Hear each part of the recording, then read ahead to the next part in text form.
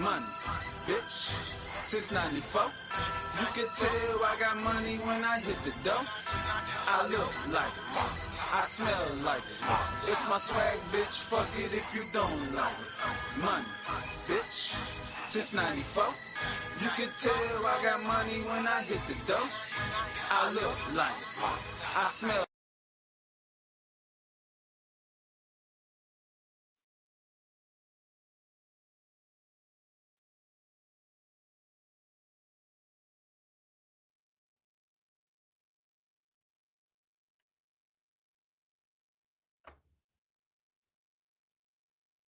Equal B and everybody in Instagram. What's up? What's up? What's up? My first time being able to connect to Instagram. Whoa.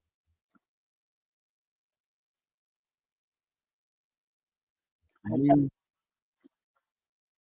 you turn this shit off?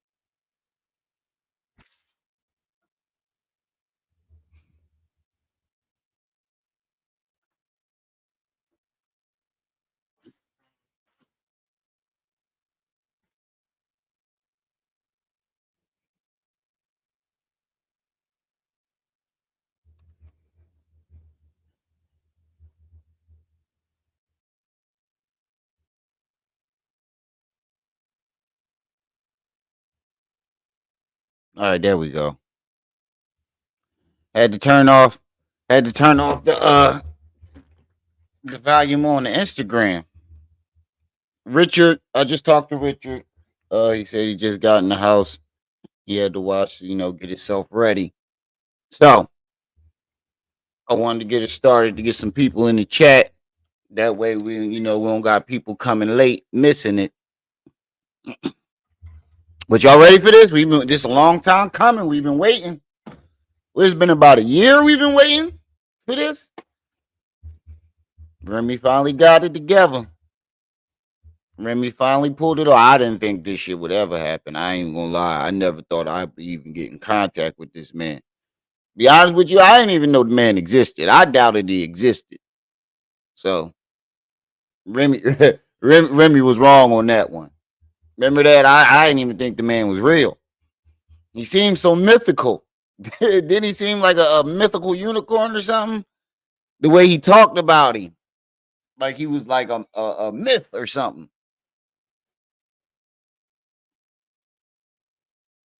Storm, what's up?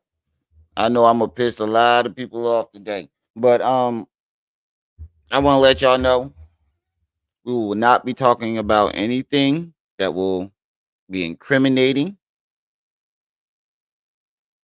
And I think he will be defending some of the things that Young Pharaoh said. But the main focus will not be on Young Pharaoh, but we will ask the questions that need to be asked. But Pharaoh will not be the main focus. I want to let you guys know that. Just want to give you guys a little bit of head up on that. He's going to talk about his degrees. He just graduated recently. I'm gonna let him tell it. I'll let him tell it. So come on in the building.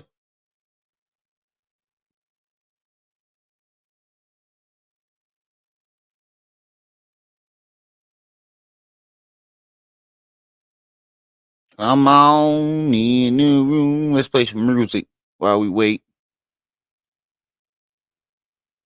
Money, bitch, since 94. You can tell I got money when I hit the dough. I look like it, I smell like it.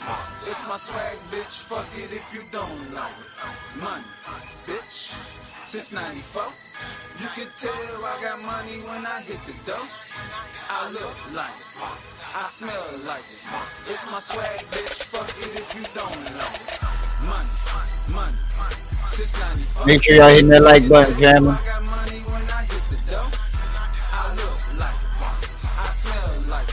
It's my swag, bitch. Fuck it if you don't like money, bitch. Since 94. Since 94. You can tell I got money when I hit the dough. I look like it, I smell like it. It's my swag, bitch. Fuck it if you don't like it. 94. For money, niggas getting cheddar. Got me feeling like I'm Rayful Edmonds. Cars back to back, my niggas willing. Since NBC, boy, we been them niggas. Smoking weed and drinking on the liquor. That money first, nigga, crop the picture. Shoot 3, homie Derek Fisher. Burgers, bring that chopper, he gon' make it ring like Reggie Miller. Money, you know I'm chasing it. I gotta make it rich. Started from the basement, now was Benji with new fixes. Stacking all these fucking Benjis till my Benji get a facelift. See your way to mafia and everybody eats B. We paid in full, getting paid in full on the weekend. Street money, fuck the thoughts, we ain't never tweaking. It's money over bitches, loyalty, that's what I'm speaking. Money, since 94. You can tell I got money when I hit the door. I look like it, I smell like it. It's my swag, bitch, fuck it if you don't like it. Money, bitch, since 94. You can tell I got money when I hit the door. I look like it, I smell like it. It's my swag, bitch, fuck it if you don't like it. What you doing, cut? I'm getting money, brother. Nigga say he took flying like a motherfucker. Monkey in the middle. Nigga like you before.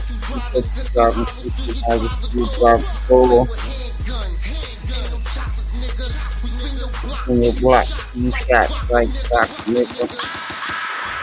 Talking money, we get it in the trap.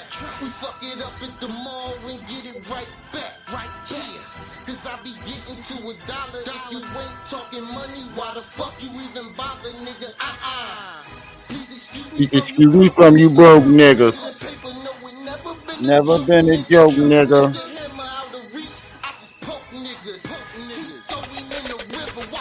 Watch the float, nigga.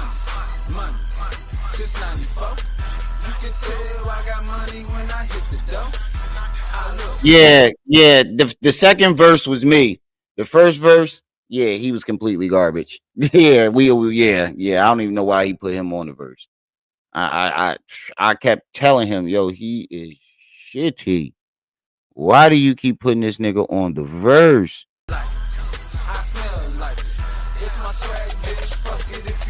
Why you keep putting him on the song? Terrible. It is what it is. I said the same thing when he hopped out the booth. I was like, I got it.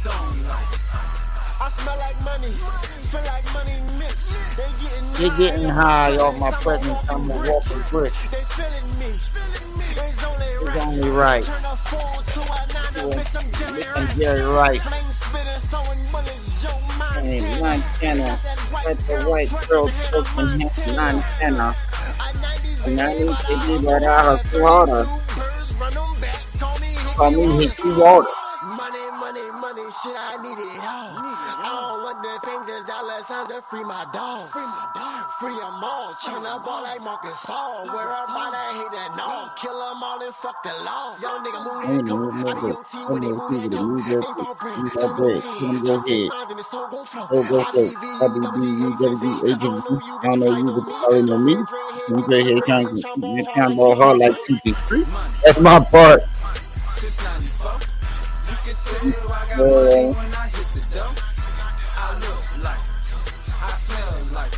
React, what up? They said you ain't going to the gym. Like I said the other day, in 94, I wasn't even old enough to know what the fuck money was. I don't know why he asked me to be on this song. I was 4 years old in 94. I ain't know what the fuck I was thinking. Where we at? We definitely, me, you, we definitely ain't going to the chip. According to Young Farrell, he gonna have motherfuckers sitting there waiting for us at the border. if we try to get up to the chip. If we try to get up to the chip, me and you try to get to the chip, it is not happening.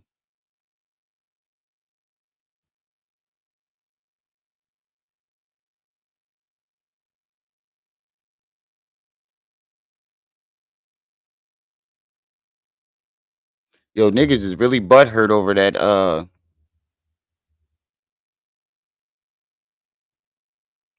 Mexico and China will eventually team against all you white and black Americans. So if Mexico and China is going to team up against him, all of us white and black Americans, why would young Pharaoh want to join up with China?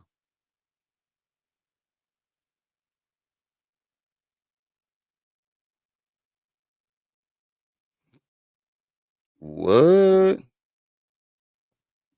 You killed Brown to stay here and keep them behind the border. What?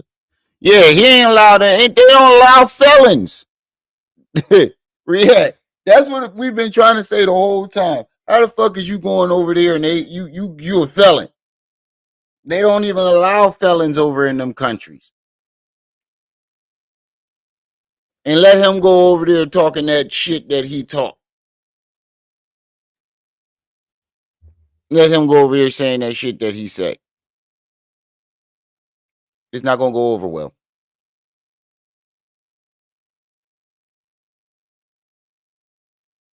He not gonna be allowed. He not gonna be allowed over there. He's a fucking felon. Speaking of that, you just reminded me. I want to ask Richard about that story because um I want Richard to tell his side of the story on that yeah, the first time he mentioned him, they gonna hang his ass. Right. Right. I want to ask him about that incident that he was talking about because Richard had already explained it, but I'm pretty sure it'll get out more on my channel. They're all liar. Brown people don't like American, period. Russia selling humans in America. I thought black people were brown people. You do know all brown people are pretty much considered black, right? You do know that, right? Mad, what's the name, guy? Whatever your name is, you do know that, right? You ain't white, you ain't white, you a nigga. What are you talking about?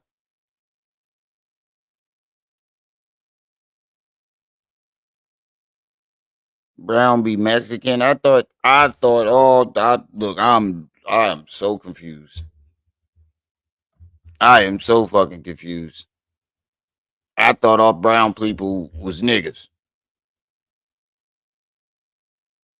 In my eyes, that's how white folks see it. I don't know why people be trying to separate us. If you ain't white, you a nigga.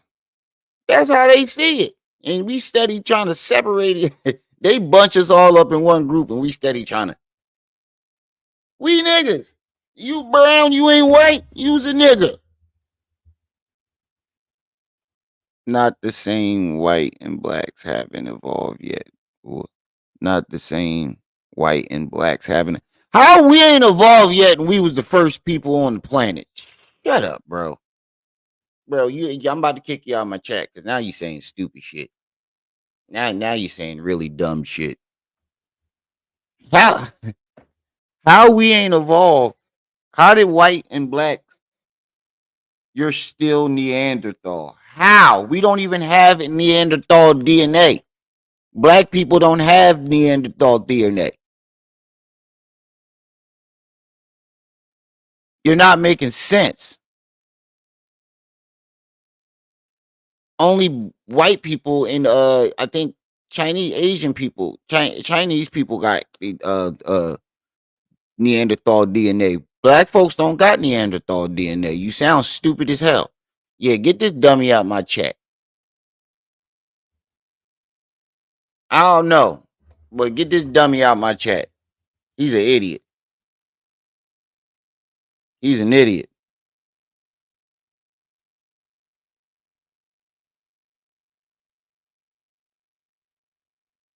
Hold on, let me hit Richard up and see what the fuck he doing.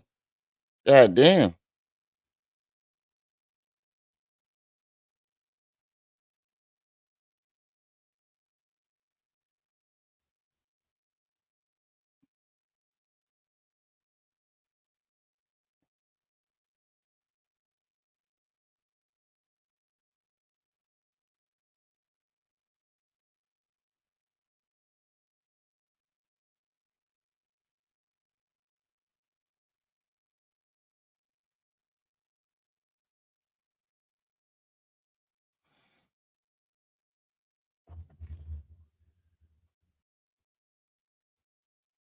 Yeah, I have a 200 IQ, bro. Bro, did this nigga just try to tell me he got a 200 IQ, bro? Bro, right? It is what it is. Go the fuck to sleep with that dumb shit, bro. This nigga just tried to tell me he got a 200 IQ, bro. You are bugging.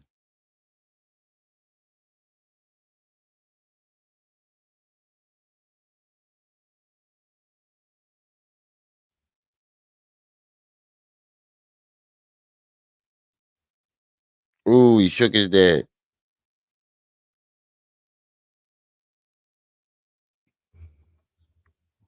It gotta be YP. Rob, peace and welcome. It gotta be YP saying some stupid shit like that. I got a 200 IQ. What the fuck is you doing on YouTube? Yeah, that's what I'm saying. What the fuck is you doing on YouTube? Go build some shit. The fuck is you? What the fuck is you doing on YouTube? Talk about I got a 200 IQ. Nigga, you're bugging. Damn, I don't know where Richard at. He said he was getting ready for the join like 15 minutes ago. Oh, come on, Rich.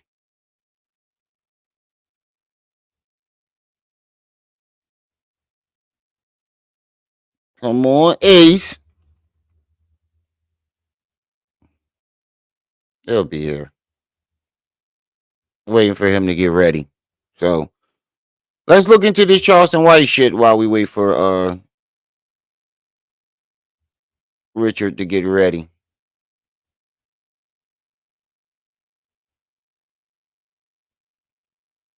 Apparently, Dewberry exposed the truth about why Charleston White got locked up. Yo, in other news, Charleston White, we found out what the cruelty, the animal cruelty thing was. The nigga maced the cat, allegedly. I'm gonna let that marinate. The nigga allegedly maced a cat. Bro, what the fuck was you doing? Ooh. That nigga maced a cat. I quit. I can't make this shit up. The nigga maced a cat. I cannot make this shit up, y'all.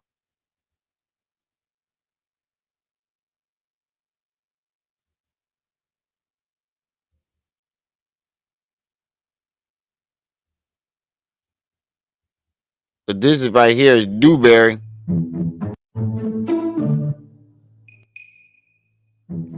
Oh, bro. Bro. Oh, no. Bro. Bro. I'm going to take myself out and just look at this nigga face. Bro. Bro. That is not but woo. That is not it. That whoa, bro. What the fuck was you thinking when you made that face? That nigga look like a gremlin. Y'all come on up in here, man. Y'all some come up. confused guys, man. Y'all very confused, man. Yeah, y'all man. Come on up in here, man. Yeah, man. Because when I'm sitting back checking y'all out, man, y'all kind of confused, man. Y'all don't know what y'all want to do, man. Yeah, what? Y'all don't know if y'all want to be fans. Y'all don't know if y'all want to be. Y'all don't even know what y'all want to do, man. Man, y'all confused up in here. Nigga, you don't know. You didn't know what you wanted to do when they was whooping on Charleston White ass. If anybody didn't know what the fuck they didn't want to do, it was this nigga when they was whooping on Charleston ass on that stage. Because that nigga hit the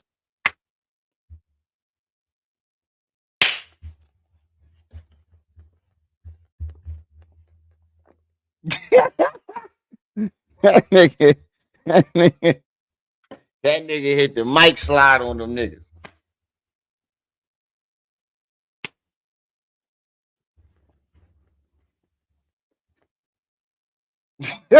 While they was whooping his ass. Yeah, he did get skinny. Oh yeah. Speaking of that, Mr. Skinny. Y'all know who Mr. Skinny is? With the Kwame Brown is my cousin. I saw you comment on my John earlier talking about I look sweet. I would rather look sweet than to be sweet. I repeat, I would rather look sweet or sound sweet than to actually be sweet. You drove 6 hours to give a man a free haircut. You had that nigga balls in your mouth so much that you was calling that nigga your cousin. You drove another 6 hours to go to a motherfucking shoe drive he ain't even invite you to. And then when he didn't want to make you his girlfriend because he don't swing that way, all of a sudden, fuck Kwame Brown. Fuck Kwame Brown. Yeah, another 50-year-old old ass nigga sitting in there with them dingy ass. How you got wearing black fucking tank tops that's charcoal? They supposed to be black, but they charcoal.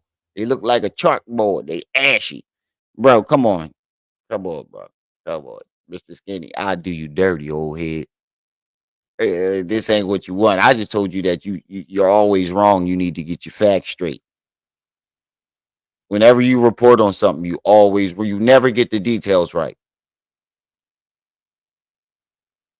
He said, I look, nigga, get your old ass off the internet. You 50 years old trying to sell sneakers. Talking about I'm a sneakerhead.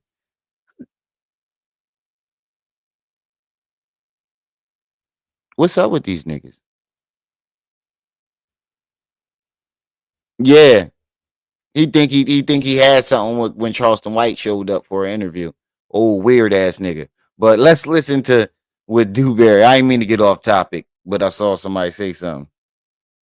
Yo, I don't know. Yeah, man. Y'all don't know what y'all want to be. Y'all don't know y'all want to be fans. Y'all don't know y'all want to be generators. Y'all don't know if y'all want to be AC units. Y'all don't know what type of code y'all want to be in, man. But I know. Damn D. Bro, I ain't even trying to be funny. Like, all jokes aside.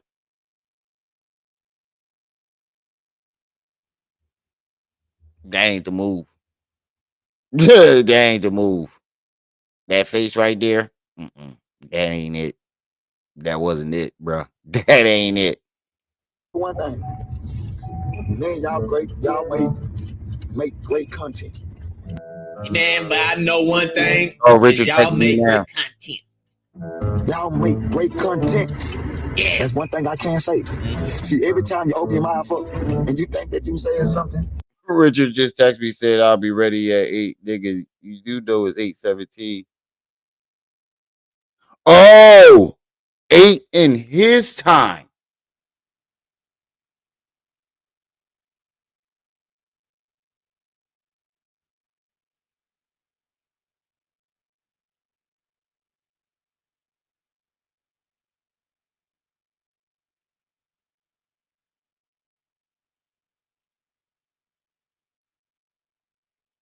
Okay, Richard will be up at 9. So we'll burn an hour and then Richard will be up. He just hit me up. I got it wrong.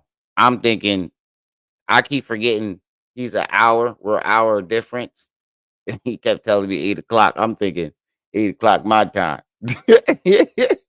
My dumb ass keep forgetting that these niggas is an hour behind.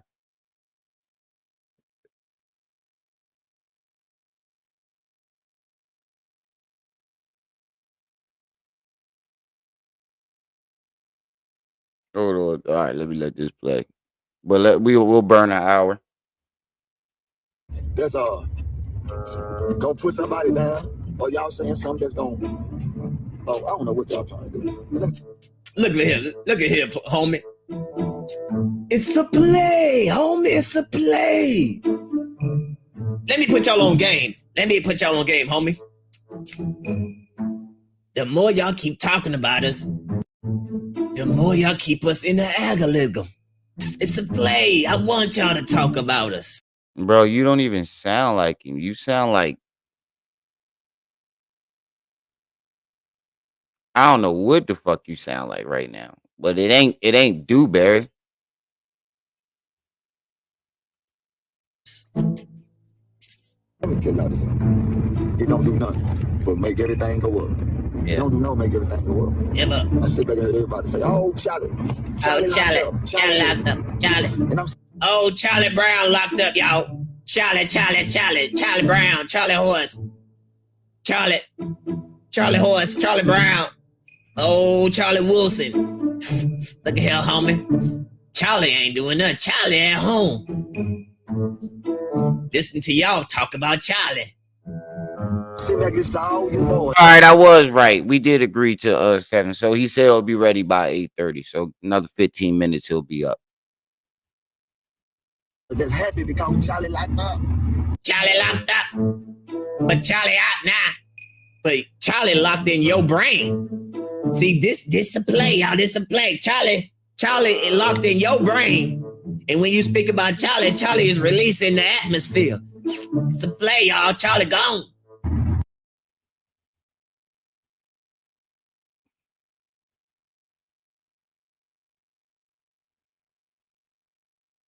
I don't even know what to say, bro. Like, is this supposed to be an impersonation of Dewberry? Like, this not even on some hating shit. Like, because I remember him saying he did a skit impersonating Dewberry. Rah. Appreciate the membership. Impersonating Dewberry. So, was that the voice you was using when you impersonated Dewberry and did that skit? You see what I'm saying? He's like tone deaf. It's like he's tone deaf.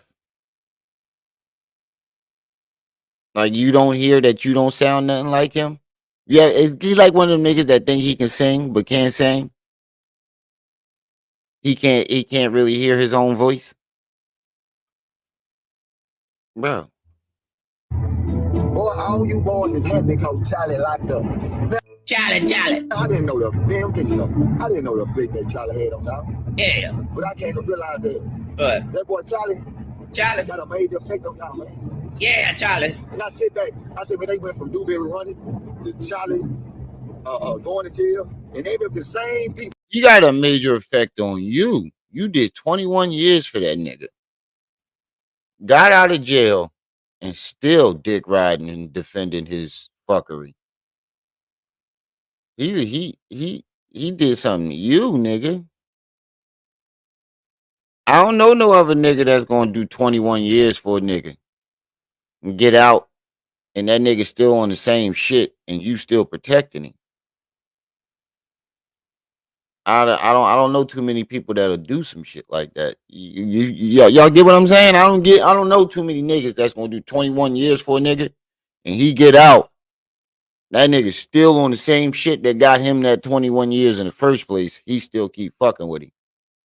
And be protecting him and still protecting him the way he was when he got locked up the first time. Duboy, you are a crash dummy, bro. If I'm gonna be completely honest, bro, you're a crash dummy. You're Charleston White's crash dummy. I'm not following behind a nigga like that, bro. I can see if that nigga was like helping me get to the next level, evolving me. You know, we both evolving together. We both growing together. We both getting better at life together. But no, that's not the case. That's not the case at all.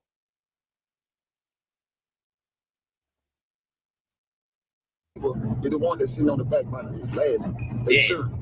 All they want to do is see the downfall. But y'all not gonna get a chance to Demetrius, what's up? Transfer, what's up? Do is get a chance to continue to talk. Let's continue to talk. We continue to build, Playboy. Yeah. That's how the game goes. See, everybody sitting on the sideline. She said, I'd rather hear a little fee go hound than listen to this nigga voice. All right, so since this is a little fee type joint, we'll go to Enlightened Journey and see what she put up. Let's see those videos Enlightened Journey put up. React. There you go. See, you on my list, Enlightened Journey. That's how you know I'll be watching that shit. Wait. You switched it. You switched the name. enlighten me, my journey. Changed it. There you go. I fucks with that Gucci hat too, and that lineup is crisp. Who shaped you up? Enlighten. Shit. Do they travel? That shit is crisp.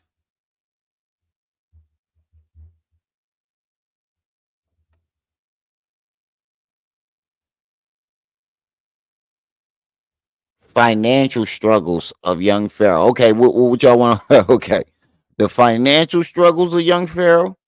Young Pharaoh Lost Files Part 3. We watched Part 1 and 2. Is Part 3. Which one y'all?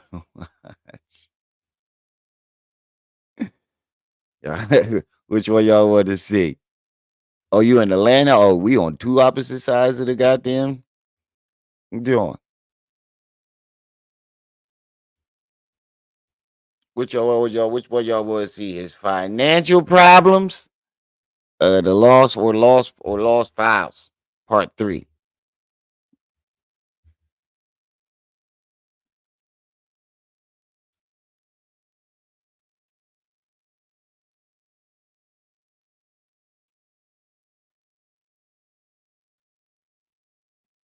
Put it in the chat. Let me know.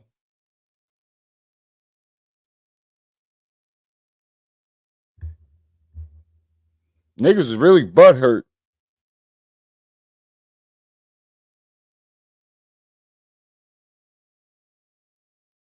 About my post earlier. Niggas be really butthurt.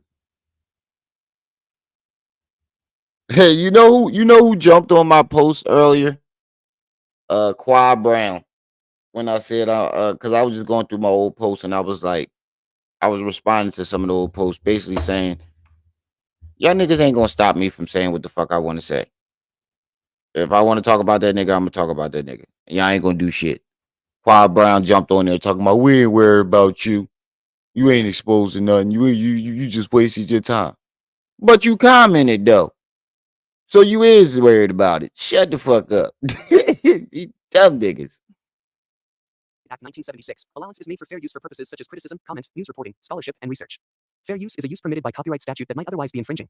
Nonprofit, educational, or personal use tips the balance in favor.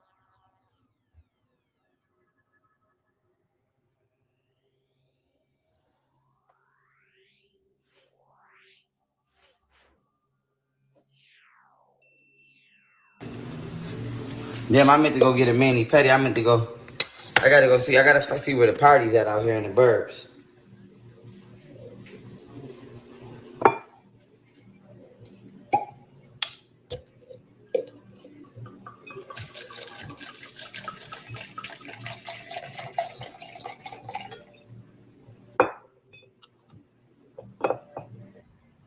He filled that cup up at least halfway. You can tell by the look. When it gets high pitch, that means the higher the pitch, the more is being filled up. That pitch got pretty high. That pitch got pretty high.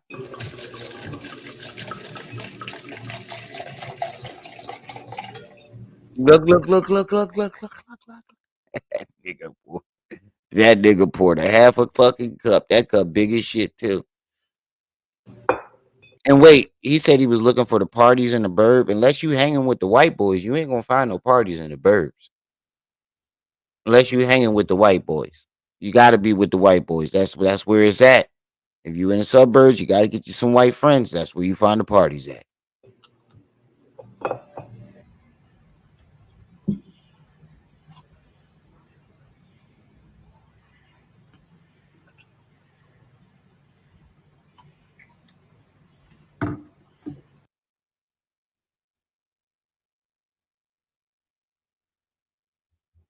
That's either grape soda or lean he's mixing. Wait, what? What did he mix before?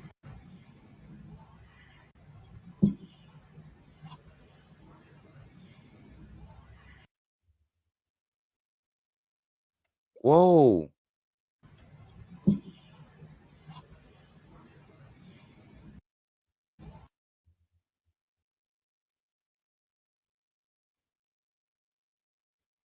Tell me that don't look like what I think it is.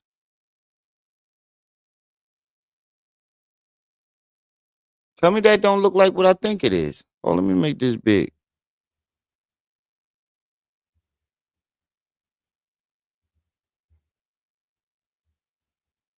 That Raw, am I bugging? Or did that look like a prescription bottle of lean? It could be a small, but it could be that small Hennessy bottle he always drinking. But why would you mix Hennessy with wine? Why would you mix syrup with wine?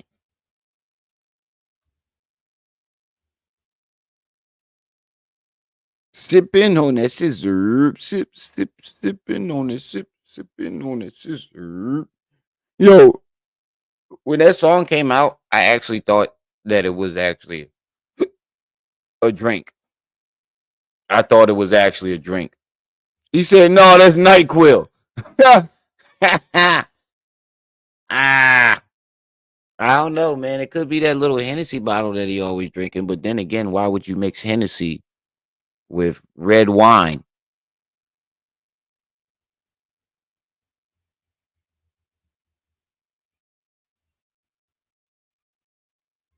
That's what I'm saying. That's why it's looking like lean, because why would you mix Hennessy with red wine? I think she might be right. That's some lean.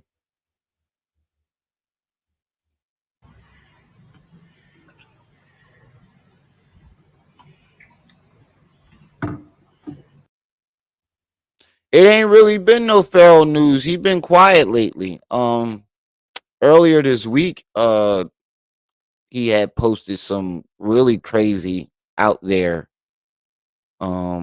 posts about if Golden Booty don't give him his money back or don't get locked up, he going to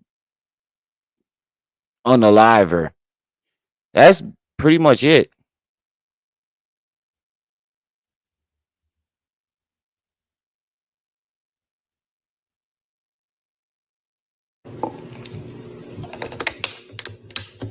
Hold on, y'all didn't make my potion. Hold on, y'all didn't make my potion. And he called it a potion.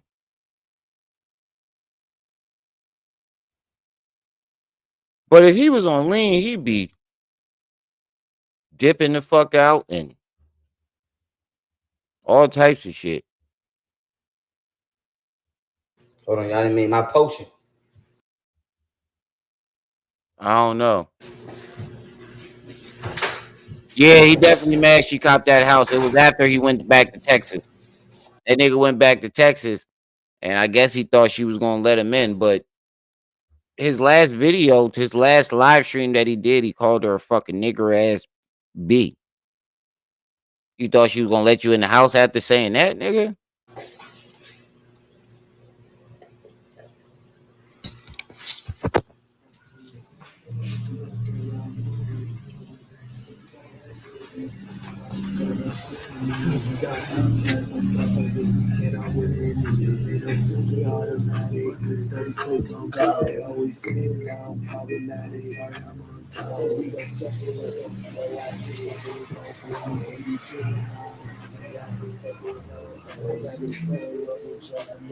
I ain't gonna lie, this song go right now.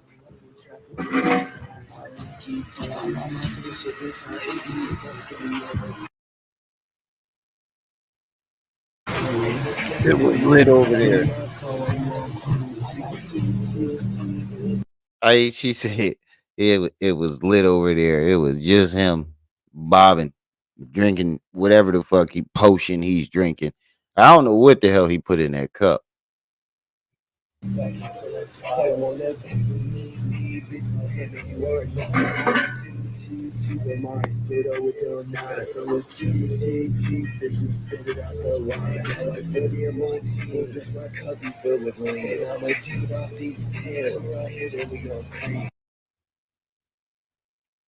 H-U-G-G.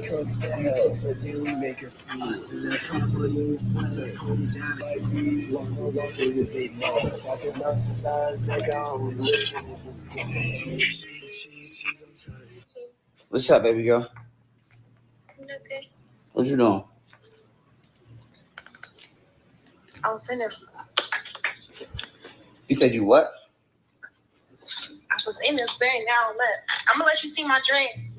They'll be laughing at me. Yeah, it look like it, Thank Shadow. I'm streaming on my Twitch right now. I'm just letting you know. Yo, I know some of these girls got mad though. Like, I know they was like, "Yo, man, why every time I talk to you, you gotta be streaming live?" I'm pretty sure some of these women, I know at least one or two had to say that. Like, "Yo, why every time I talk to you on the phone, it gotta be a conversation on live? Why can't you just, you know? Isn't that an invasion of their privacy?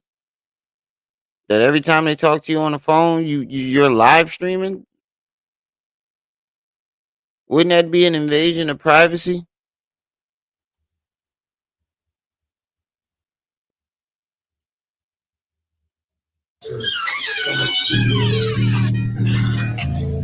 I got so much cheese, I'm stacking about like 40 racks.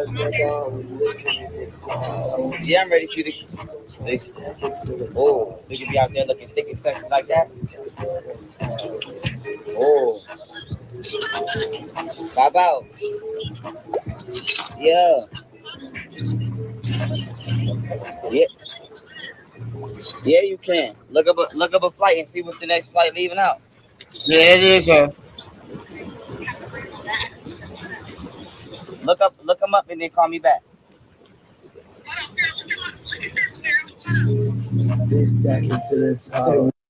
I bet he wish he wasn't buying them damn flights now. I bet you he wish he did not buy that fucking flight now. I bet you he wished that shit. I bet you he looking back at this video like, man, when that bitch a flight just to kick her out. I don't even know why I did that. Yo, I know what it's like to blow some money. Well, you ever do that? You ever spend your money, and then you when you go broke, you start thinking about all the stupid shit you bought. I know he is sitting it back thinking about all the stupid shit he bought, bro. Man, I knew I shouldn't have bought them fucking books off Amazon. I could have got Adobe. Audio Read. What's that app called? Damn, I shouldn't have bought that fucking house. I should have bought me some land. Damn, I shouldn't have bought all them flights. Damn, I shouldn't have bought that gaudy ass jewelry. Up. There you go. The man of the hour. There you go. King Ace in the building. What's good with you, brother? What's going on? How you been, man? How you been? I'm doing all right, man. Just in a long time, man. We thought you was a myth over here. We didn't even know if you was real. I was just talking about that. I was like, in the beginning, he talked about you like you was like some type of myth. I'm dead serious, man. I know, man. That he was saying, I thought you was a whole myth. But let me give you an introduction. For those of you who don't know who this gentleman is, this is Richard Booz, aka King Ace. This is the gentleman that Sugarfoot, aka Young Pharaoh, was, talking bad about. But we're not going to talk about any of, anything incriminating. I just want to hear your story, especially about your schooling and, everything that you been through. So let's just start off smooth. Tell us a little bit about yourself. So, I grew up in a single parent household. My mom was a single mother of 3. My dad did 9 years in prison. Right. When he came home, my dad always, tried to be in my life as much as he can. But, he was in the streets and I became victim of that. I was in the streets. I ended up doing 7 years. I was in the streets and I ended up doing 7 years in prison. I came home, moved to Texas, and basically, decided to turn my life around because I was going down a dysfunctional path, following my father's footsteps. Okay, yeah, I understand that. So, Pharaoh says y'all run a business. Y'all got your own business? My dad has his own. My dad, when he went to prison, he became Muslim. Okay. And he came home and started his own home improvement company, which is now successful now. Right. That's what's up. Not a lot of people can do that. Can be in the streets, do time, come home, and start a business. You don't see too many people doing that. Never. No, That's like 1 out of 100 people. It's true. All his friends came home, went right back in jail now. Went right back Right. to Right. your program. And I'm like, man, I'm glad you got your stuff together. Can you tell us about your programs you got going on in your schooling and all that? Okay, so when I came down here, I'm in Dallas, Texas. I wanted to make an impact because my whole life I've been in the streets causing struggle in our community. So as I was incarcerated, I got educated. So I'm like, damn, I want to come home, and make a difference. I'm studying the Black Panthers and different Black leaders and shit. So I'm like, let me come home. So I came and created the Black Royal Family Movement. You know what I mean? Right. And right. At this time, I was in the communication with him every day. This is when he had the height of his career. He ain't never sent no money for the nonprofit to help us. We out in the community doing community cleanups, give backs. He ain't never put me on this channel to speak about what I had going on in Dallas. He never did none of that when he could have did it. It seemed like he didn't want to put you out there because you were actually doing the work. And if he put you out there, people were going to look at him as like, so what are you doing? Right. So I think that's why. And I sense a little bit of jealousy. And I said that before. I said it seems like, because before I even got into contact with you, I saw some of your videos and I'm like, this don't look or sound like the person that he's talking about. This man is in school. He's actually out in the community doing work for free, nonprofit. Where's all this coming from? And it seemed like a lot of jealousy. It seemed like he wanted to discredit you before you got a chance to come up. That's what it seemed like to me. That's what it seemed like. So how did you guys meet? We went to grammar school together. You know what I mean? So we had a bunch of mutual friends from grammar school. And we used to all play football and stuff in grammar school. And he became one of my, just a good friend. And Okay. We had a lot of mutual friends and shit. We used to all start hanging together. When we was young, my mama let him come over. We used to go to his cousin. His cousin was my best friend. We used to all hang at the mother's house and shit. My mom's house and his mom's house. He did mention that. I heard you brought up the football thing. So was he the best on the football team and just didn't get picked? Or was he just didn't get picked because he wasn't because he keep claiming he was the best on the team. Is that true? Was he the best on the team? Hell no, man. He said I was the best on the team, but they never. I mean, Ronald, one of our mutual friends. I ain't even going for my boy Ronald Graham, our brother. He was the best out of all of us in grammar school. Okay. He could have actually made it to the lead if he would have. That he wasn't, became a victim of the streets, and that's still one of my best friends to this day. Yeah, I mean that's what happens, and what people don't understand is you never know somebody's story. People go through certain stuff, and people turn to the streets not because they want to. It's sometimes they have to. Bills need to be paid. The landlords don't want to hear your sob story. No. Your mama need that rent in the morning. You got to go out and do what you got to do. So I understand that fully. So I'm glad to see that, people like we got people like you and your father who, recognize the error of their ways and try to turn around and improve for the next generation. Not only did you try to turn around and improve for yourself, you try to do it for the next generation as well. And that's what made me, want to fuck with you more, because not only did you turn your life around for yourself, you're trying to give back and show the younger generation that there's another way. Yeah, I feel like and that's what we need more of. I feel like real niggas deserve like a second chance. You know what I mean? We Exactly. all grew up in an environment where we become products of our environment. We see our cousins and dudes from the neighborhood running around, and we follow that shit. Like it's cool. They getting all the bitches and they getting the money, and you might not have that access. So you want that lifestyle. And Right. sometimes we make mistakes. Yeah, you gotta pay the consequences for it. But I feel like the real ones, especially real dudes, deserve a second chance. Like you can't judge a person because how they was as they was growing up. You got to allow somebody to have a second chance. And Exactly. this is my time. Yeah, exactly. I believe that too. A lot of us don't get that second chance. We're looked down on, and when you're in the streets and you change your life, even when you do change your life, it takes a while for people to actually recognize it. Yeah. It took a while for me to build some certain relationships back. Certain people didn't want to be around me because Yeah. they didn't know what I Yeah. was capable of. So that got a little annoying, when people didn't want to be around me because, oh shit, he coming. Who knows what the fuck he gonna do or what type of shit he on today. You get tired of that. You get really tired of that. So I Right. understand that fully.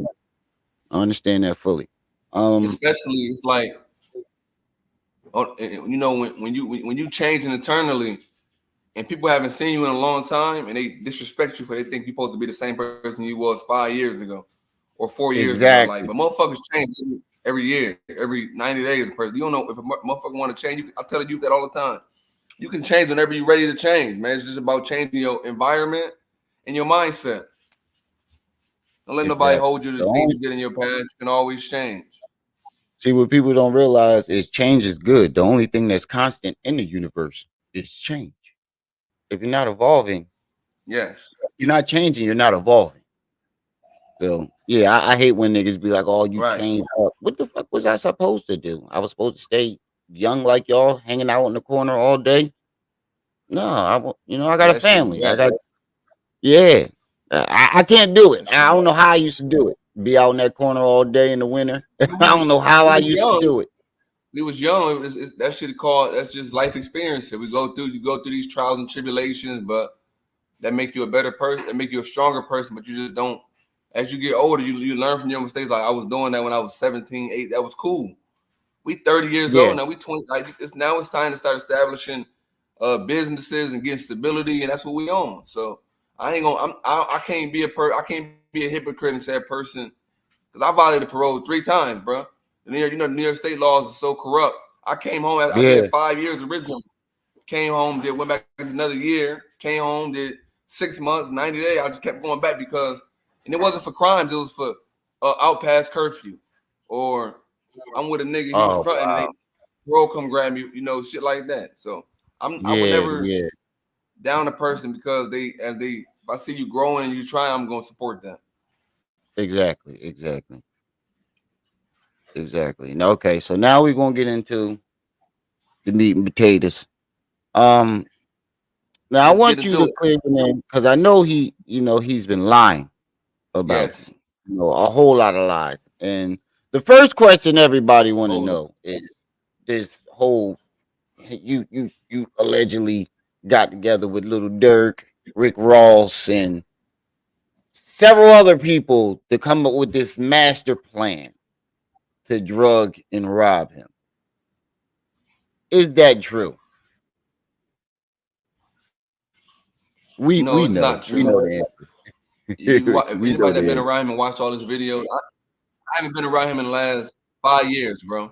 And when my brother best friend Herb ran down on him and asked him about like, yo, why you know, he said, I told him that in a text message. I mean on the phone when I was texting on. Him and one of my friends was like arguing through Instagram because this is where it all came from. He went on a nationally platform on No Jumper and was speaking on my name and Yeah, a I bunch of other remember dudes, that. that I'm cool with names. So one of my friends and him was going back and forth on Instagram, and I happened to be with one of my. We all had grew up together, so Yeah. they was texting. My man said something like, "You a cokehead," and then I started texting him like, "You saying you disrespecting my name on XYZ? Like, you know what it is? Like, stop Yeah. saying my motherfucking name, bro. Ain't nobody stop saying my name." he took that as he said, so why you said I'm a cokehead? I said, I didn't say that. He said that, but this is what I'm saying to you, nigga. Stop saying my name. Yeah. Like, or else. Like, basically, just please stop saying, I don't want no problem with you, bro. I don't want no problem with you. Just stop saying our names. You know, some whole other shit. We got other shit going on. You doing successful in life. This when he was still doing good. We got our shit going on. You doing good. Nobody wish you know how to leave us the fuck alone. Why you keep saying our names? So Exactly. we was talking about him being a cokehead. That was their argument. It was nobody never said they drugged him. It was nothing like that. And nobody, me or nobody that I be with, nobody didn't drug him, bro. This is a case of a coward who refused to take accountability. You know, anytime you try to hold him accountable and speak to him and have his side, he always rebels. I reached out to him plenty of times, like, yo, bro, just, you know, even after the first time when he put his hands on his baby mom and I'm just, you know, take accountability and move on. You can get past that. He went crazy on me. Yo, so you actually reached out to him when he was doing all this with his baby mom. You actually spoke to him. Yeah, and he rebelled. Oh, wow. He don't like to be held accountable. You see, he got a bunch of yes men that you don't know. Exactly. He don't like me. Everybody. I try to hold him accountable. Exactly. I noticed that all the people that he always have around him, have on the phone, they're constantly yes men. And what I do hear from the people that was around him that really stopped fucking with him, they all say the same thing. If you disagree with him on anything, he goes off. He goes all the way off. So how long did he know that you were in Texas? How long has he known this? So we used to be on the phone when I first moved down here. 2019. I moved down in 2018. I got out of prison 2018 June or 19 June. He knew that I was talking to him from the beginning since I've been down here. We were on the phone every day. That's when y'all took the picture at his house, right? When you used that birthday party? I came to Houston. Yeah, I came to Houston and I reached out to him. He's talking about I said the Fed. All that shit is a lie. I said the Fed. None of that never happened, bro. I said, yo, I'm in Houston, bro. I'm trying to I miss you. I'm trying to let's link up. I'm out here. He's like, all right, he sent me his address. He says my daughter's birthday, pull up. I said, I'm gonna buy her some gifts. We went to the store, bought his daughter mad gifts. Went over there, had a good time. Wasn't no drama or nothing. Yeah, I saw y'all take the picture. It looked like everything was good. Yeah, everything was good. I don't know where all this stuff came from. Everything was good. Think there was this one video where he said that you took a picture with Camille and Heru. Yeah, and he flipped out. That's when I think it really started with you, because that's when he really started mentioning you all the time. And then Richard this, Richard that, Richard this, and Richard that. And I'm like, what? And I talked to him after that as well. After that, when I took the picture, because that was Heru's birthday party. Oh wow! And I went over there and brought some gifts for Heru, and you know, me and Camille been good friends anyway. Like we all been cool since 2011. Like we all was cool. I seen a video with y'all driving in the car, and then that looked like it was like 2020. It was you, him, and Camille driving around. Yeah, y'all was driving around in the car. 2012. See, he said he stopped talking to you like back before that, and I'm like, yo, there's evidence of y'all having interactions. Y'all got pictures together. And this is what I don't understand. He said the same thing about Camille. He said Camille didn't hold him down when he was in jail. But then you go down Camille's timeline, there's hundreds of pictures of her visiting him. And she's wearing different outfits. He got different jumpsuits on. And he said they let him take 4 pictures.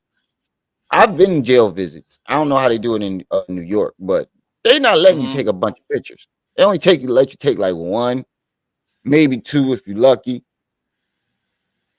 I don't remember them letting you take a whole bunch of pictures.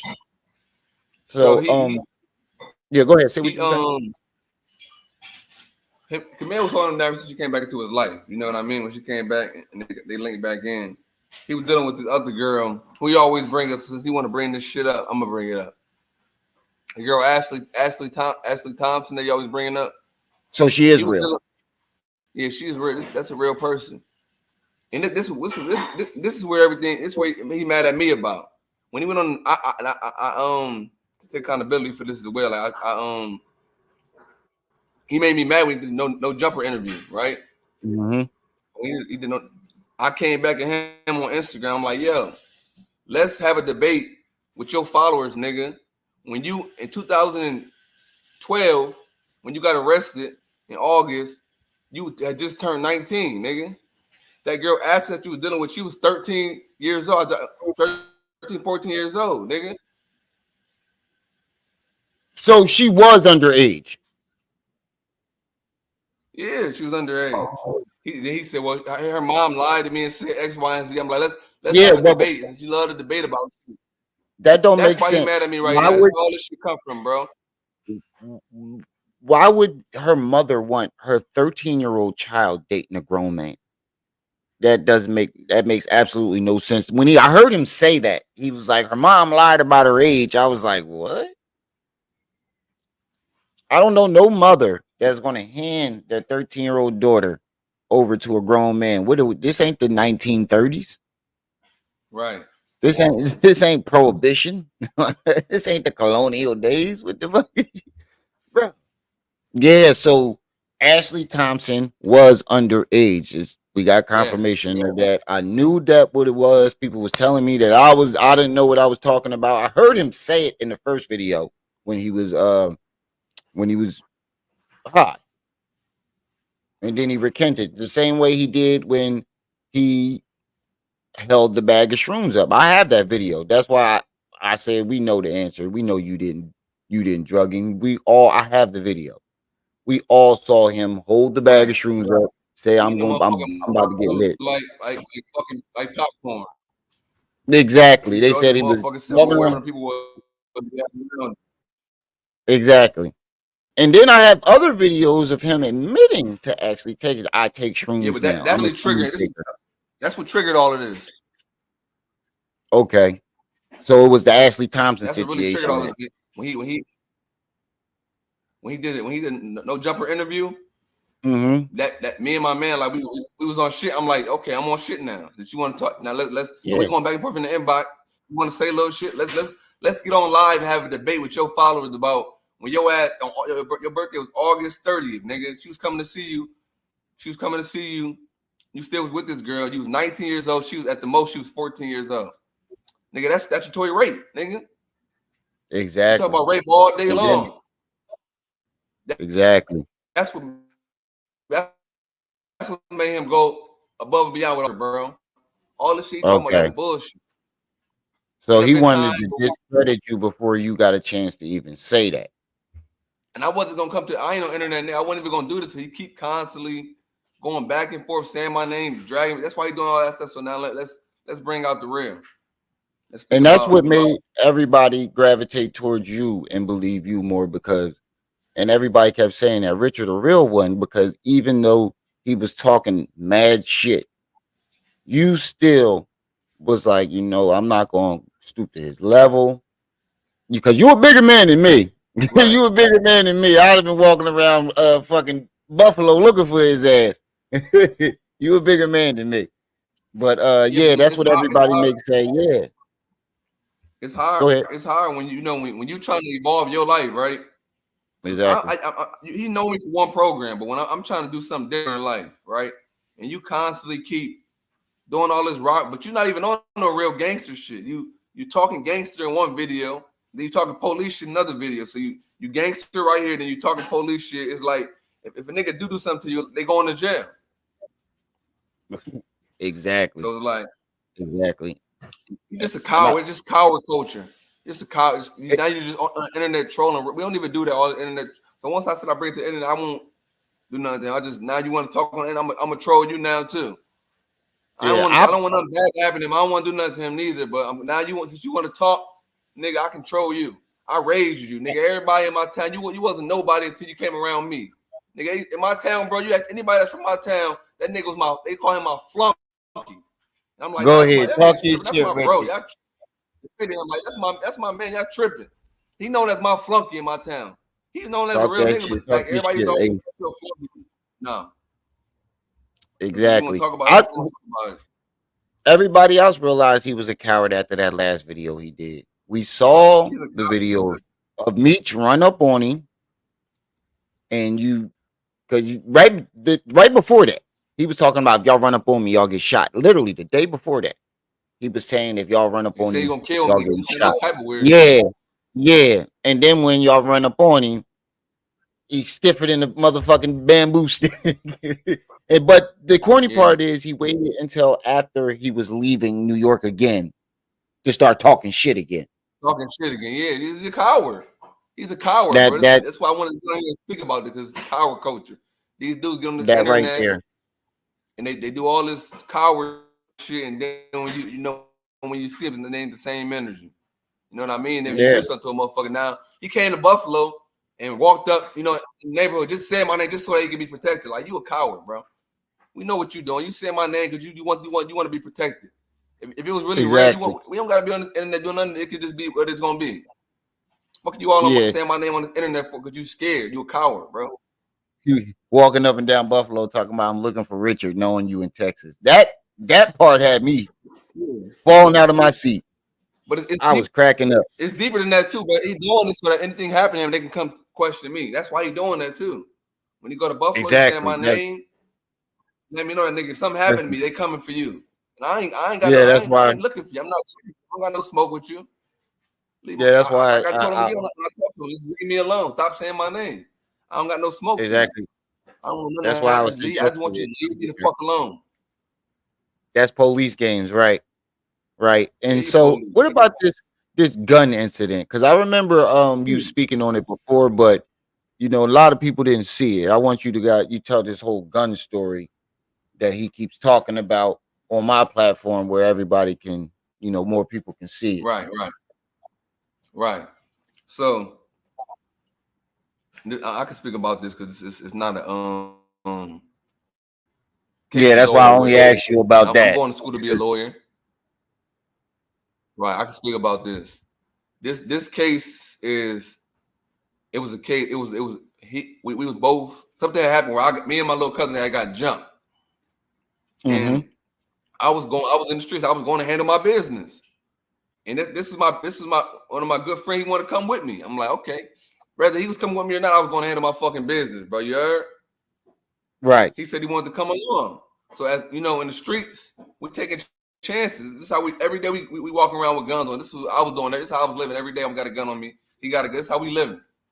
If you get jammed up, it might not be your gun, nigga. That don't mean I'm taking it around. I'm gonna do my time, come home, and it is what it is. Once you put the gun in your possession, you know that you get caught with it. It's yours. You got charged with criminal possession of a gun, nigga. So when the police pulled up on us, he ran one way. They put up on us. He had gloves, but them police is corrupt too. You heard that he's speaking about? They didn't put me in the report. That's not my fault. I ran one way. You ran the other way. They chased your ass. You had on gloves. I told you why would you wear gloves in the summer? So he ran one. They chased him. I ran the other way. He get caught. He throws the gun. They see him throw the gun. Tackle Sullivan beat his ass. He goes to jail. I come. Me and his aunt go have on bailing him out. I'm like, yo, he was on probation already for a gun. I come to his court the next day like, yo, damn. You want me to bail you out? They're gonna lock you up as soon as you go to probation. If I bail you out, you gotta go on a run. They're gonna lock you up as soon as you go back to probation. I still bailed the nigga out. Still bailed him out. Knowing that it was a waste of money. This was our last money. Me and him this when we was hustling together. This is our last pound. That's loyalty. I'm gonna do it, bro. I'm gonna get you out. All them niggas ain't had no $1. We was selling a pound, bro, running around. But we was getting our money, but it wasn't what he talking about. Yeah, I was ready to ask. Was he making $40,000 on the block and wearing canary real diamonds? He had diamonds, but we walked that shit down. We had little diamonds and shit, but it wasn't what he's speaking about. Like he's lying. Yeah. He's delusional. All these 40,000, all that's delusional. Yeah, I don't know too many people selling nickel bags making 40 grand. That's a lot of nickel. Right. That's a whole lot of nickel bags.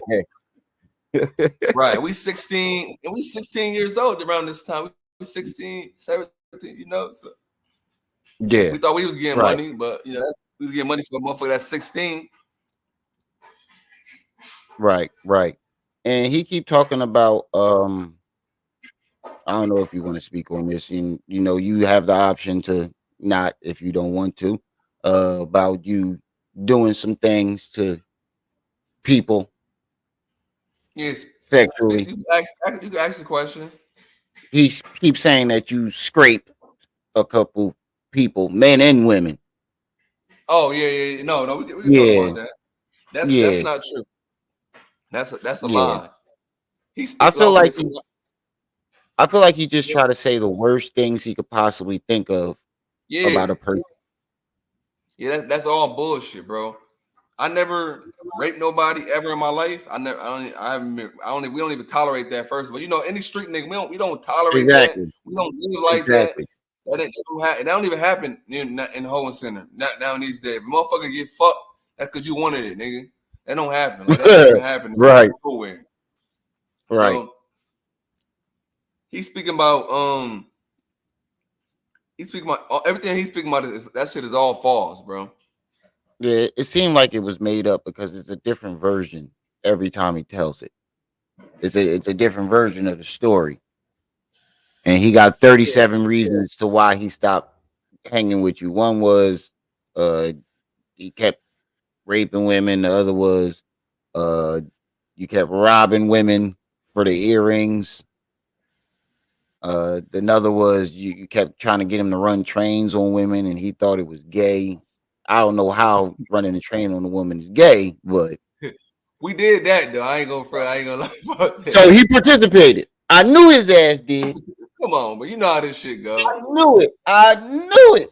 Come on, man. Get the fuck out of here. Ain't nobody ain't no grown ass man turning that down. You might be a little gay if you turn it down. We 15, 14, we 14, 15 years old when this shit was happening, bro. Yeah. It's a little freaky joint. She don't let everybody this is what we was doing at 15 years old. Exactly. Yeah, you're right, Rocksteady. That's all Somebody that in was the chat. happening. There wasn't nobody getting raped. It was all because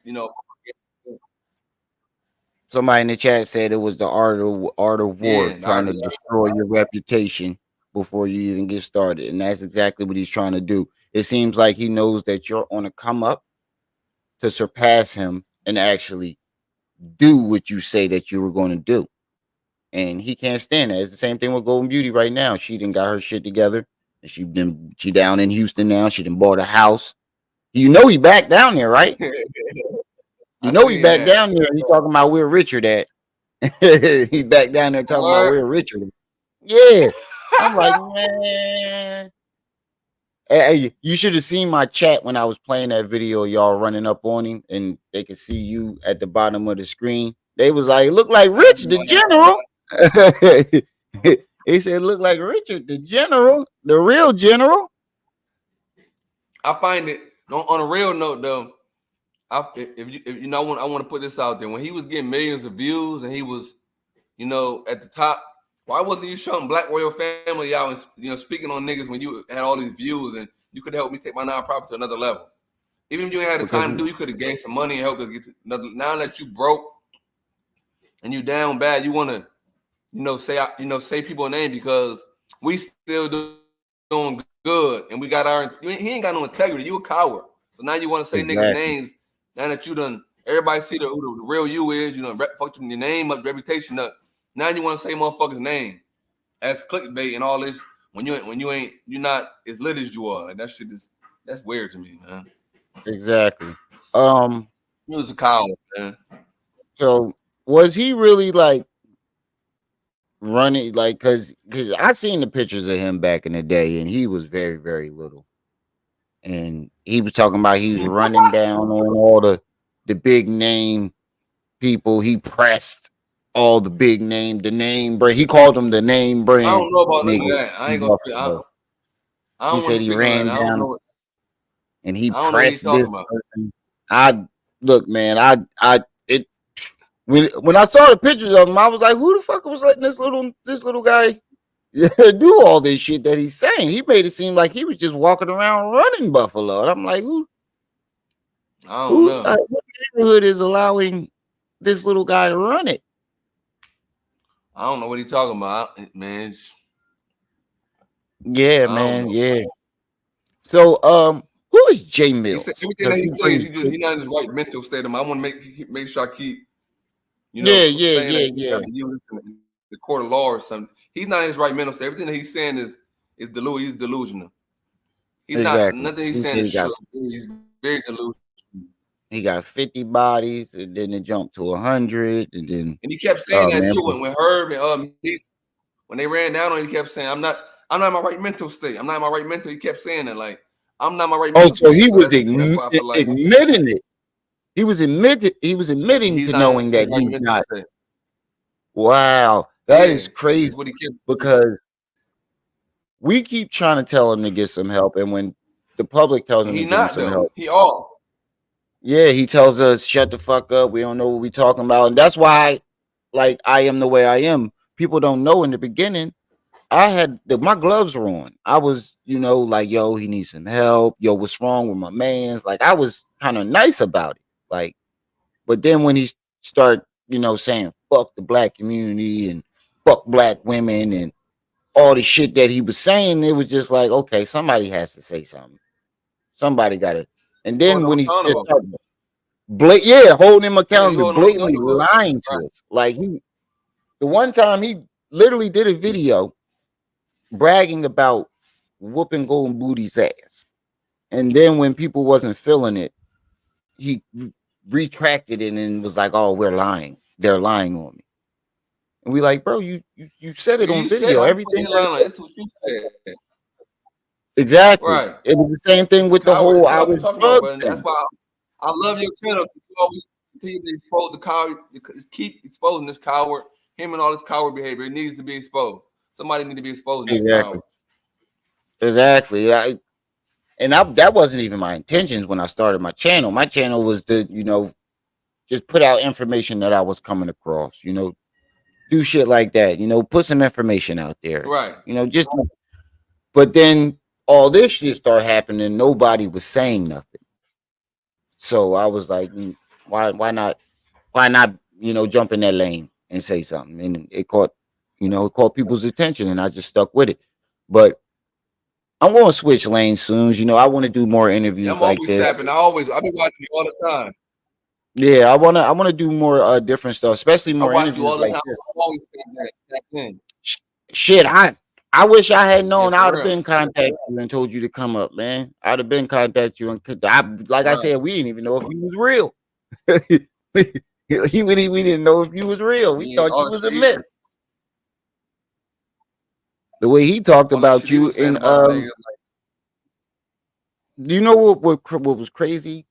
That Montel Boner stuff. The first time he mentioned it, he admitted that he killed Montel Boner. We looked it up and we saw that he had nothing to do with it. Then he snitched on the person that actually did it. I'm not going to say the gentleman's name, but that's crazy though. Like, for you to say that, and then the third time he said it, he went back to saying that he did it again, and I'm like, yo, that's not letting you guys know that something's wrong with him. He keeps switching his story. Something, he's not in his right mental state. For a person to get online and confess to, because certain crimes have no statutory limitation. You know what I mean? So if you get online and confess, that's why I don't want to speak about crime and like criminal shit. I don't know. Yeah. None of his business when it comes to crime. I never did nothing with him like that. I don't have no idea about that. But for a person to come online and speak criminal about shit that has no statutory limitation, is like you can't be in your right mental state. Exactly. So y'all heard what Richard just said. Y'all heard what Ace just said. He didn't do any stuff with him like that in the street. So that cancels out all the shit that he was saying, because he kept saying he did this and he did that, and I was there for this and I was there for that. Well, Richard is telling us that you wasn't even there. And then like what pissed me off is Yeah, I he want to kept agree trying with to him on say, that, bro. When he said we wasn't hanging around, I want to agree with. Let's both agree that I wasn't with this man in the streets. I want to right. agree to that. He's strong. He Yeah, said he right, wasn't right. around me, You wasn't and I with want him. Right, to agree with. I wasn't around your ass in them streets. We can right. agree to that. That's one thing. One thing that me and this dude can agree on. Right. That's crazy. So Then he, is who's Miss Fintech? He keep talking about some people named Miss Fintech. Is she real? I think that, I don't know. I think I remember like that name in like grammar school. I don't know if that's a real person. I think we had teachers who would name something like that. I'm not sure. Because when he You was said telling Mr. his Bad. first time he was talking about him being drugged. He was talking about all I could think of was get up for Miss Fintech. And then for like 3 to 6 months after that, he kept just mentioning this lady named Miss Fintech. we keep trying to figure out who the hell is I Miss don't know. Fintech. And I remember you I don't saying know, so man. Margarita Pena, that was her name, Margarita Pena. She was real. Margarita Pena, that was her name. I'm pretty sure the chat Yeah, know. Margarita Penny. Yeah. So she was a Margarita real Penny. person. All right, y'all heard it here. Margarita Margarita was Penny. real. He said that's how y'all met. He Yeah, said she liked it. He was your girlfriend or something, and she liked him, and you got mad, and he said that he called you out to fight, and you ain't want to fight. He always magically says he calls somebody out and they ain't want to fight. Everybody he calls out never wants to fight magically. I don't know anybody with a track record like that except Mike Tyson. Let me tell you a story about him. That's bullshit. Like that girl Margarita Pena was, talking to everybody at that time. My man doing her fucked her. He was the only one that was really advanced. Like this was when we was in like the 5th grade. You heard?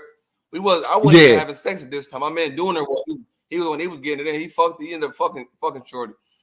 But oh shit, he had a girlfriend. He had a girlfriend who he got her name tatted big as hell across his chest. And she ended up leaving him for this other dude. You heard? He used to be doing all this wolfing about the other dude. You talking about the Pharaoh thing that he covered? He did it on his chest. Yeah. He had a girl named. He tried to kill. So did he really try to kill himself over that girl? He said Beniqua. Yeah, he said the girl. Yes. What's her name? Camille said the girl broke his heart. He walked and he was ready to kill himself over her. He walked through the McDonald's drive-thru for this girl at like 3, 4 in the morning, bro. Walked like 5, 6 miles and walked back. Like that type of shit he was doing for this girl. But he seen her ex. He used to be doing all this woofing, right? And her ex seen him downtown. He didn't want to fight. The dude bumped him, mushed him all in his head. Yo, stop saying my name, and ran up on him and was trying to get it in with him. He called me on the phone. Yeah, he called me on the phone. I'm like, bro, fight the nigga. He like, man, this nigga, he acting like he got a gun. He got a bump. Like, you trying to front the nigga like you got a gun. I'm like, bro, just fight. Why you don't just fight the nigga? Why you acting like you got a gun? He was scared to fight the nigga. I'm like, the nigga all in his face. You better stop saying my name. Oh man, So, like Meech was. Meech pulled his hair and everything. Yeah. I was like, oh this nigga shit. Yeah. So is Bird and WAP from the Belt real? Nah. Are they real people? Bird and WAP? Making it. He keep talking about Bird and WAP from the Belt. I don't know them people. I think he's making that shit up. Okay. I think he's making that up. I don't know them people. And Boo Boo Bishop. Is that a real person? Boo Boo Bishop. He keep talking about somebody named Bird, WAP from the Belt, and a Boo Boo Bishop that we keep hearing. And we keep trying to figure out who the hell these So did you ever speak to him about those alien abductions that he kept talking about? Did he ever mention that as a kid growing up? Did he ever mention being abducted by aliens? No, never. I only see him a few times since I came home from prison in 2017. He came to my house a couple times. We played chess and shit.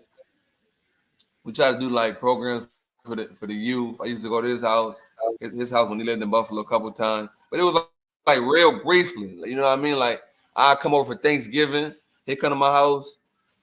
I see him like a handful of times since 2017. Like we never was hanging every day. I was doing my shit. He had his own shit going on. So since 2000, I did 7 years in jail. So since 2010, I seen this motherfucker a handful of times. He went to jail in August 2012. I went to jail September of 2012. So how could you have snitched on him? Because he keep talking about you snitched on him. How could you have snitched on him if you went to jail right after he did and did more time, didn't you? I did. Yeah, I did more time. So my whole thing and that's one thing I really want to address. If you look at all his appeals and everything, that's one thing that like we seen Nipsey Hussle get killed behind shit like that. Like where I'm from, niggas get shot directly in the motherfucking head for saying shit like that about a person. You know what I mean? Exactly. That's something that's false. Like you can't say you ain't got no paperwork. None. You never was saying this when you first spoke to your case. Now you want to say if you feel like a motherfucker, it was my gun, you should have told the police that shit. If you didn't want to go do your time, why you ain't just snitch when it first happened to you? Ain't nobody snitch on you in your police report. They said they didn't mention it because they didn't want you to beat your case. That's why they didn't mention me in his police report. I was there. I ran one way, he ran the other way. Exactly. They seen you throw that gun. It sounded like a nigga that just was doing the same shit.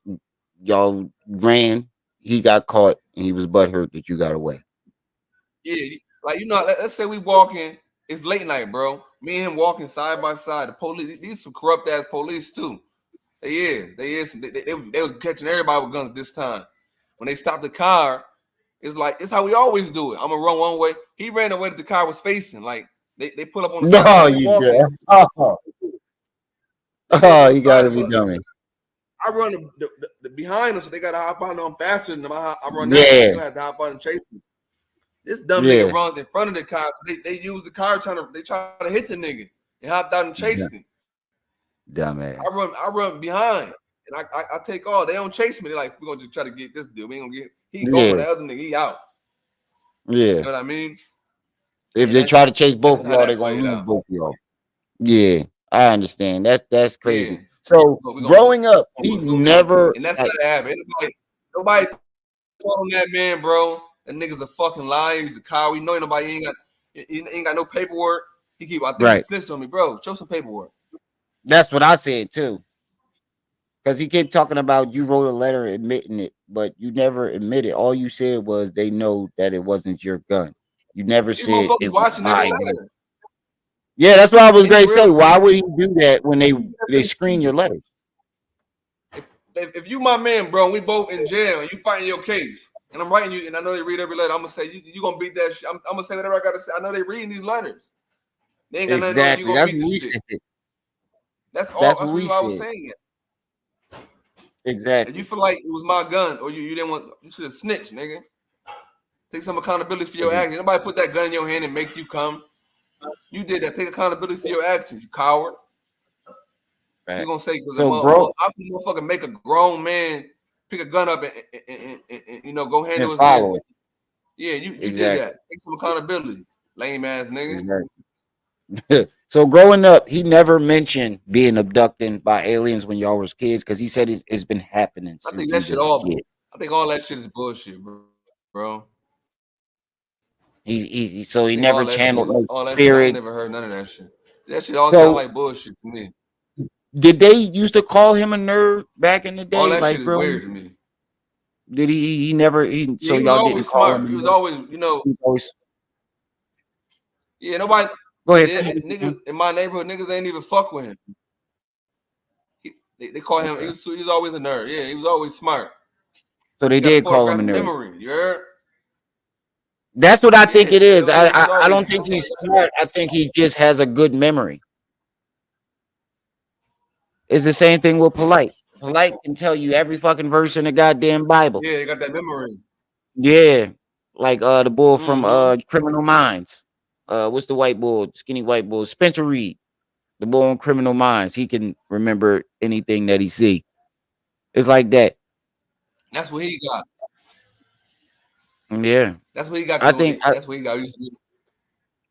I think mostly what it is with you is jealousy. He sees you coming up. He sees you doing all the things that he claimed he would do, and that shit has got to eat at some people because when he got his money, he really thought he was better than everybody, and he told us that. He said, "I am better than you."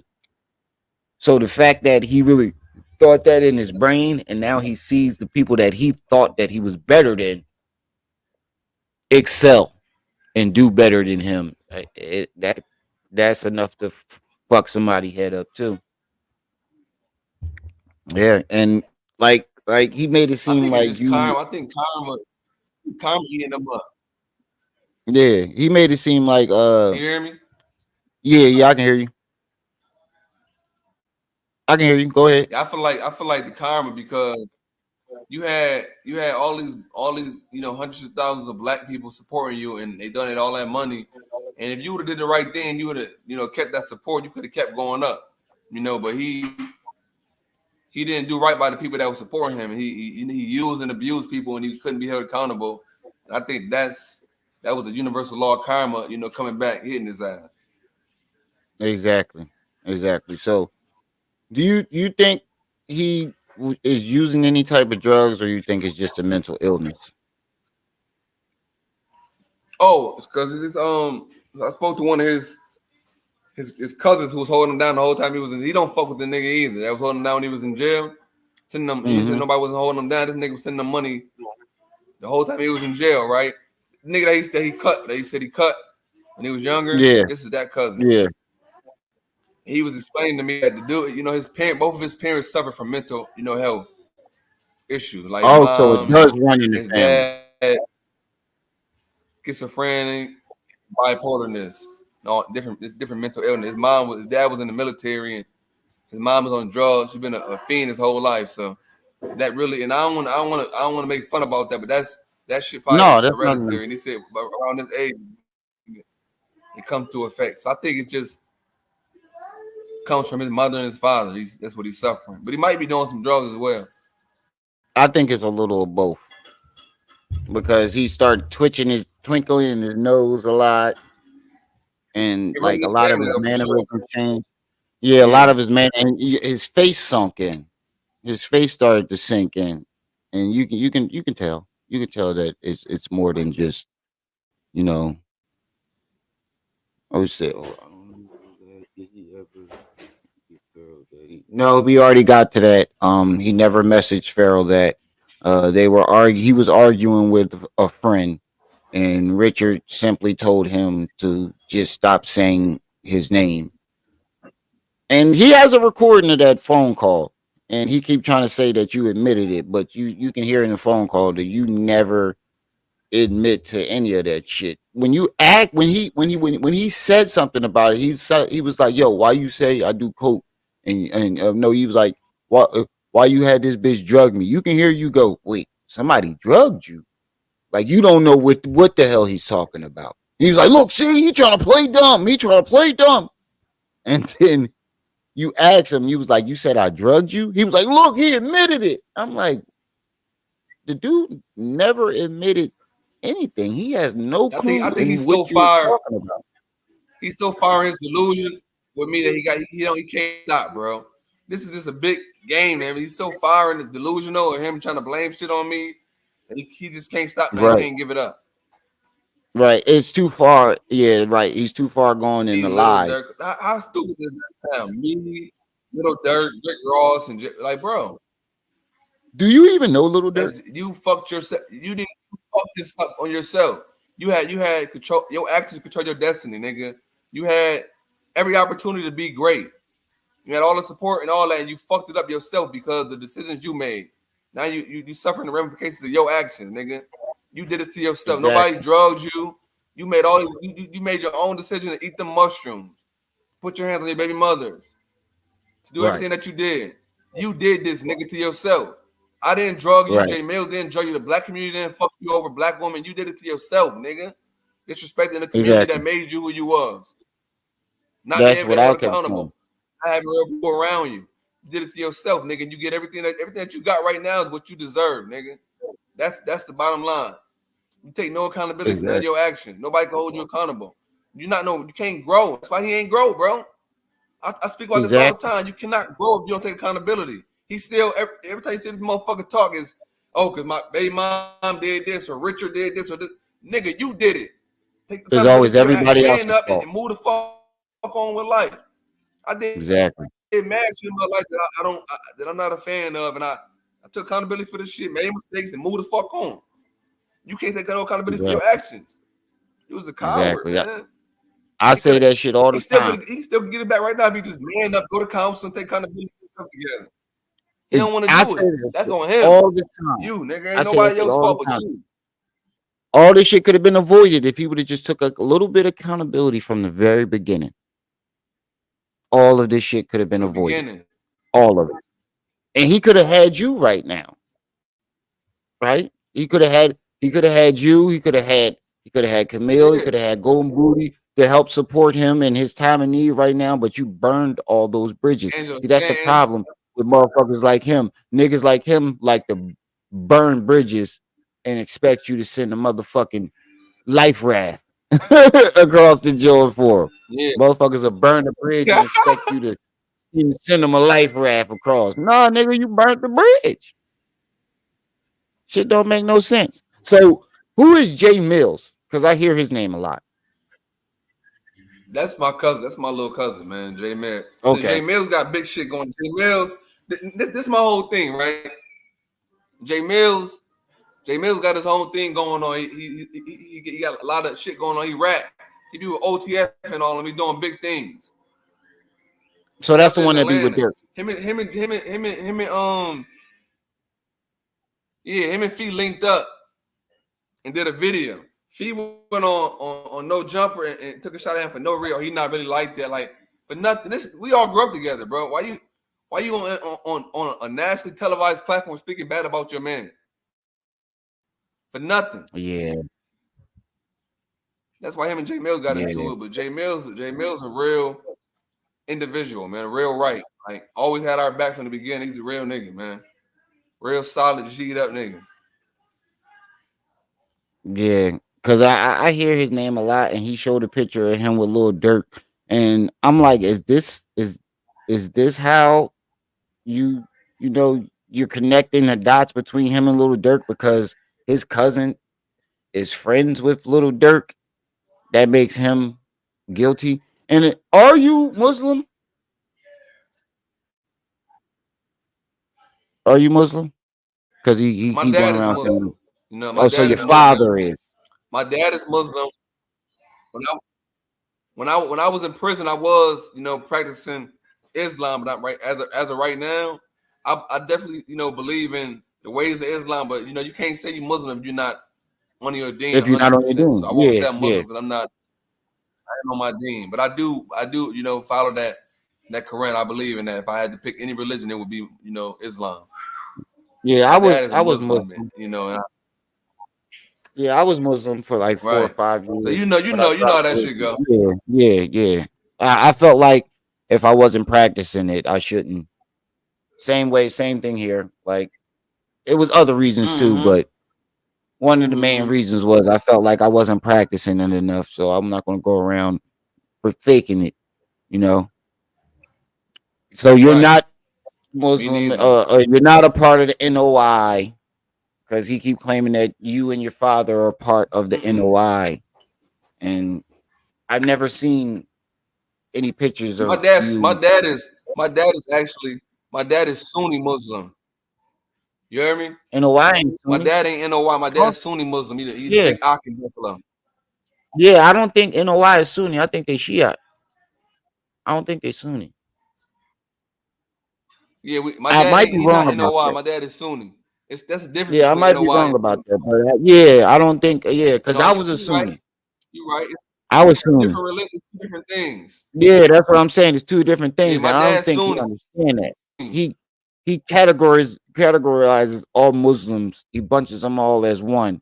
And if you're Muslim, in his brain, you're part of the NOI because he think you Muslim and y'all linked up And that's another way he's trying to connect you and Little Dirk and Rick Ross because they're Muslim and your father is Muslim and since your father is Muslim, that automatically makes you Muslim in his eyes. So that's another way he's trying to connect those dots. It's crazy, man. It's crazy. When this shit first started happening, I really couldn't believe it myself. I thought it was a joke. Like for real. I thought that it was a play. I thought, okay, maybe they're just trying to get some likes and views and entertainment. But as time went on, I'm like, this is real. This man really needs help. Like you can see, like as time went on, first I was like, yo, fuck him, fuck that nigga. And then you start to see me go, wow, he need to get some help. This is serious.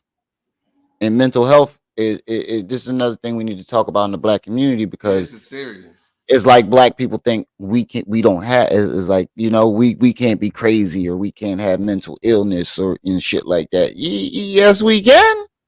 I've seen some crazy motherfuckers in my the craziest people I ever seen in my life was niggas. So it right.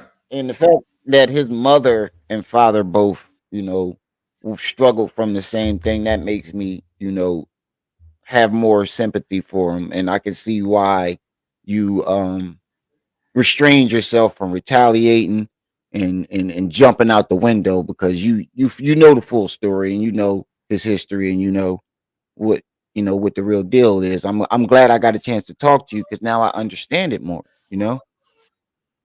Now I understand that, you know, both of his parents, you know, that shit can be hereditary. For real. And yeah. yo, you know what was funny? He kept like, especially when you got factors. That's what certain factors bring it out. Exactly. You know what was funny though? He kept bringing like talking about you like, oh, he broke and this, that, and the third. And I'm like, I'm looking at your videos. I'm like, this nigga dripping. You don't look broke to me. I ain't saying the nigga look rich, but he don't look the way you keep describing him. He made it seem like you out there with holes in your shoes and all types of shit. Like if you didn't come out and say that you were Richard, people wouldn't believe that you were Richard because we was looking for a whole different person. Like we was looking for a bum, a monster. Like right. So when I first came across your video and heard you speak, and I'm like, who the fuck is this guy talking about? This can't be who he's talking about. Because people kept sending me your videos a couple months before I even got in contact with you. I'm like, this ain't Richard. And I didn't believe like the first couple, I was like, this ain't him. This can't be him. Nah. Mm-mm. And then the people kept sending more and more and more. I'm like, yo, this is him. Yeah. And then when I saw King Ace at the top, I said, oh shit, that is him. Who the fuck is he talking about? Because he can't be talking about him. He can't be talking about, and I commend you, bro. I commend you. Yeah, I commend you for, you know, like I said, you know, showing restraint, you know, showing that, you know, people can change. And you are a shining example. Not only the fact that you got out of jail changed your life, you showed restraint when this man tried to tarnish your reputation all over the internet. You still showed the restraint that most people can't show. So I commend you for that because you're a bigger man than me. You're a bigger man than me. Yeah. You a bigger man than me because I'd have been all over Buffalo looking for that. It's time for some accountability. I feel like now it's time for accountability. Yeah. It's not. I don't want nothing to happen to him, but I know that it's time for accountability. You know what I mean? It's time for people to, you know, hear my voice and for me as I, you know, continue to evolve in the shit I got going in my life. Because now that I'm a voice. I got my own podcast. This shit gonna come out like you damaging my reputation. You might be fucking shit up for me that I'm trying to do for my brand. Then I'm a rape. You might fucking deal with that I got going on. I'm trying to do certain things. They might see this video and this fuck my shit up. Now it's time for me to speak out now because I'm really, you know, I'm in this podcast realm, so I gotta speak out now, hold this man accountable, and express the truth. Like this dude is a coward. This is coward behavior, and this is all lies and this bullshit. And I still wish him a speedy recovery and hope he get back to, I don't want nothing bad. I truly don't want nothing bad to happen to him, bro. You heard? I still got love me for him. too. I don't fuck with him. I won't ever fuck with him again, but I don't want nothing bad to happen to him. Yeah, I mean neither. I don't want nothing bad to happen. I actually kind of felt bad when I saw him walking at Buffalo, the streets. He was walking the streets of Buffalo when he first got back at night, and I was like, damn, I kind of feel bad. But in other news, I heard since you brought up the podcast, tell us a little bit about the podcast. Promote your stuff. Get it out there.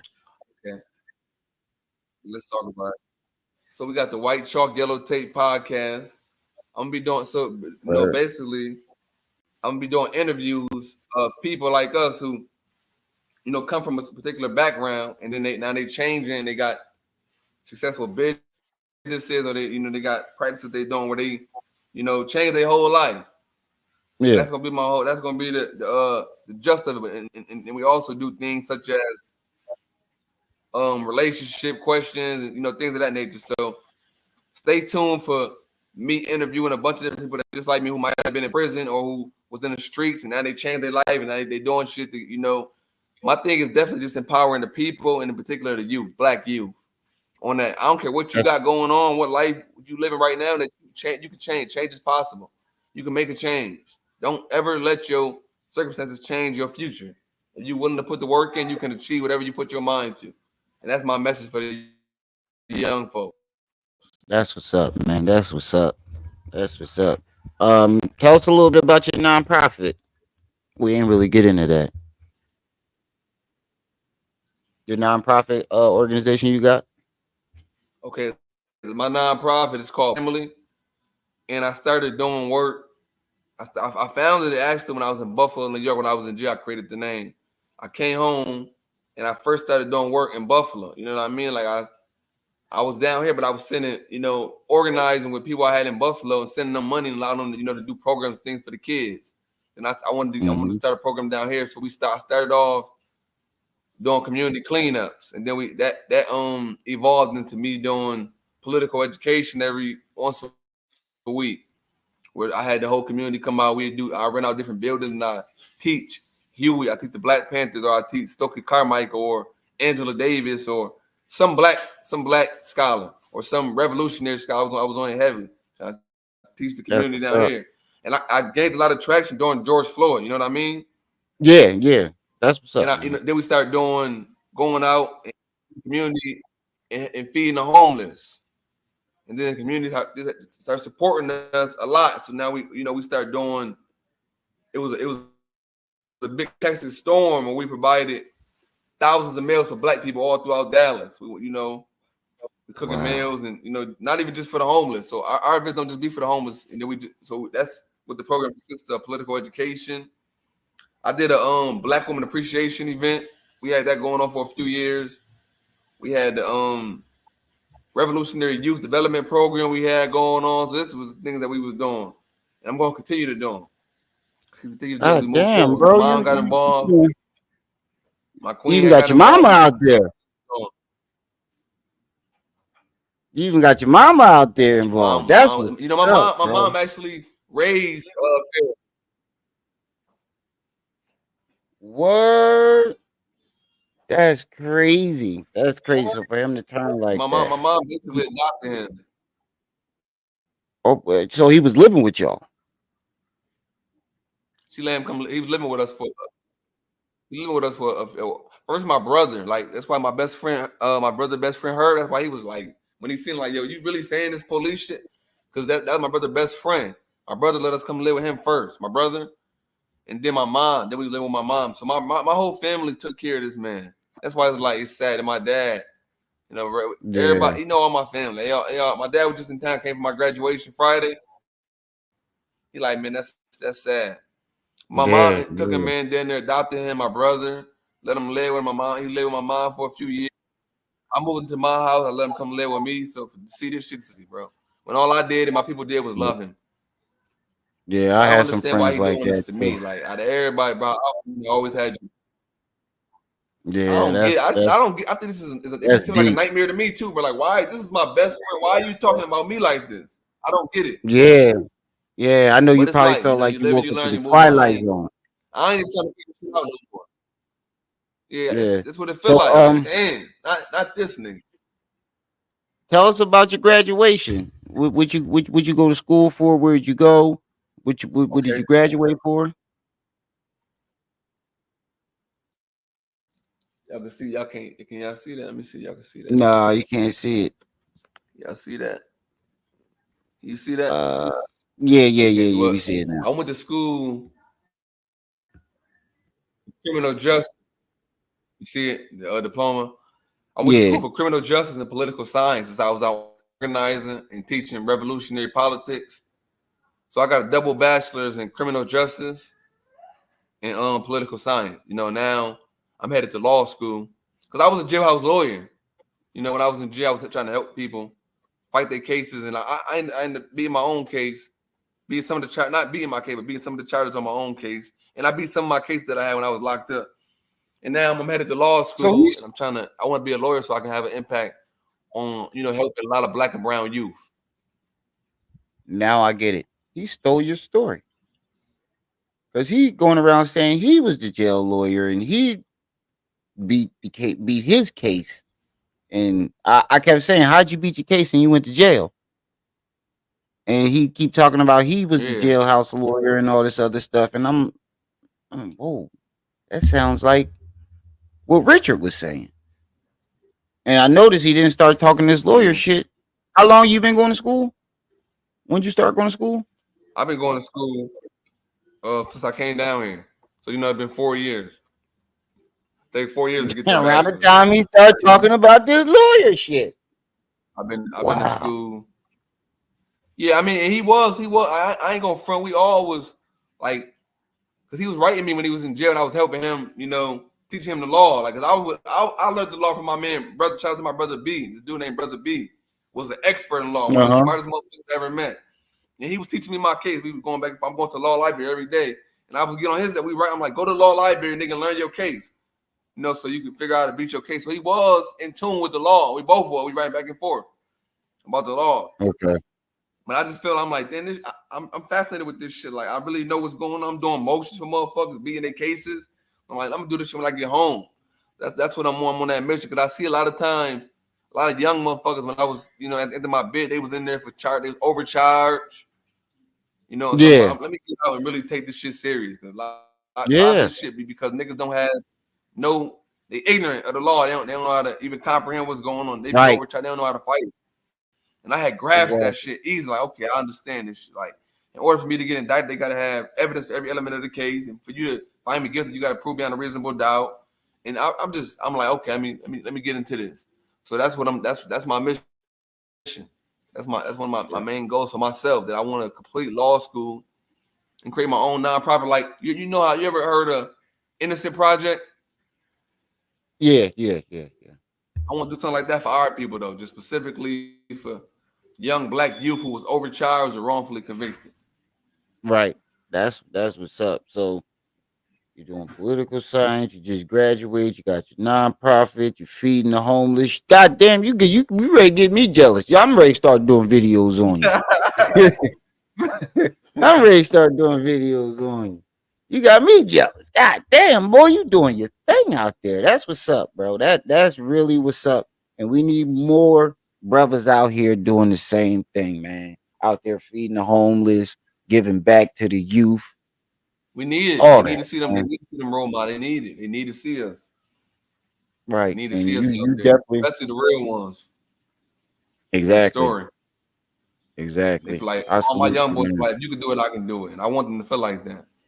Exactly. Y'all remember when I was running around on some other shit, some knucklehead shit, and now I'm doing this. If I can do it, and y'all was all looking up to me when I was doing the negative shit, y'all can follow me doing some positive shit. But they want to see you getting the money. That's why also it's important that we teach. I teach financial literacy too. It's all good to talk that shit, but if you're not back, that's why I still wear jewelry, and I want them to see that you can have all this shit and still be on your shit, working and taking care of your family. That's the type of shit I want to teach. Right. You don't have to do it the illegal way. You take care of your kids. Make sure that Right. you stable with your woman. Shit like that. You got a woman for yourself, whatever. That's what I like to teach. That's what's up, Financial bro. literacy. It's very important for us. That's what's up, They bro. won't listen. They don't see that money.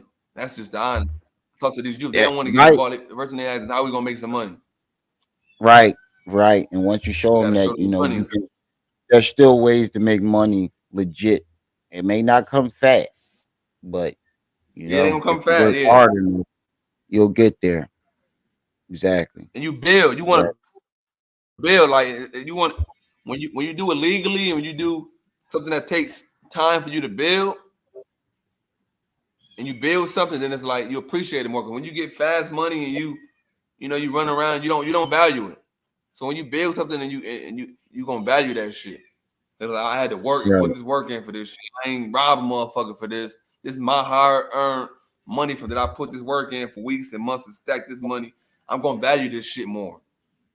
Exactly. So And that's how I feel too. I want to leave something for my kids. I watched yes. a lot of my family members die and left their kids nothing but their debt. And I Yeah. don't want to leave that, and I dedicated my whole 30s and 40s to building some type of foundation to leave for my children. That's I important. don't want to I don't want to leave this earth not knowing that they're good. When I leave this earth, I want to know that my kids are good. And that's Right. my main objective, you know. But yeah, man, I definitely, this been long awaited.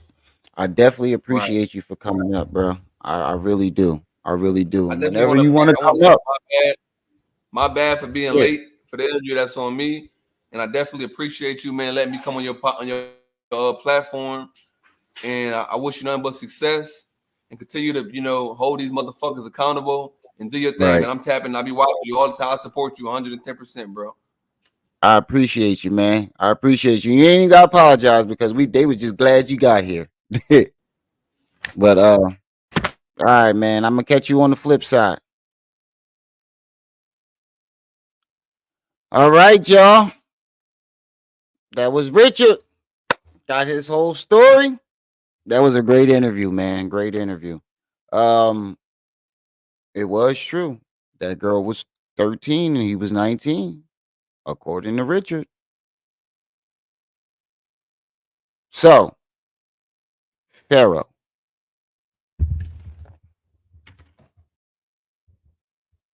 Get out the bone. Yeah, so Pharaoh. What was you doing with that little girl? You knew better. What was you doing with that Pharaoh? Yeah, he might lose his mind when he see this shit, but it was a much needed interview. It wasn't just about Pharaoh. It was about showing the youth that you can do something different. I also wanted him to clear his name, but at the same time, we wanted to show the youth that there is second chances, but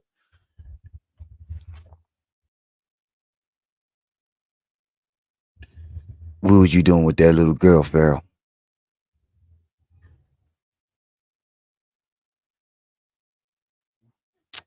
What was you doing? What was you doing with that little girl, Pharaoh? You know you ain't had no business being with that 13-year-old girl. 13 is crazy. That's crazy. Crazy, crazy, crazy. I don't even know. I don't even know how to unpack that. I really don't. Don't know how. I don't know how to unpack that because it's crazy to see that. You know. You know what I mean? For him to sit here and call Rashad Jamal a pedo, polite, and all these other people pedos, and then to come to find out you got some statutory in your in your background is crazy. No, not that J Mills. Not that J Mills. It's a different J Mills. I know what J Mills you're talking about. You're talking about a different J Mills. I thought he was talking about the battle rapper when I first heard him say it too. I was like, when the battle rapper? When the bull that was signed to Young Money? Now the niggas from Young Money is drugging him? I thought it was the Maybach music and Lil Durk in them.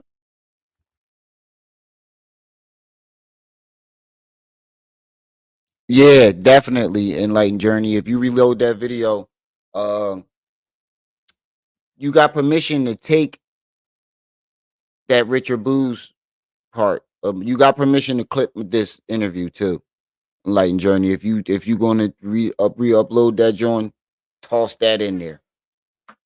Toss that in there. Notice. Would you say notice most of the women be young as fuck, 18 and 19 when yup. I do notice that too. Golden Booty was about to be 18, 19 when he got with her.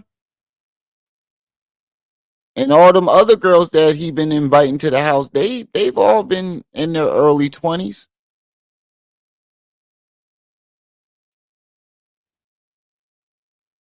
They was all in their early 20s too. Yeah.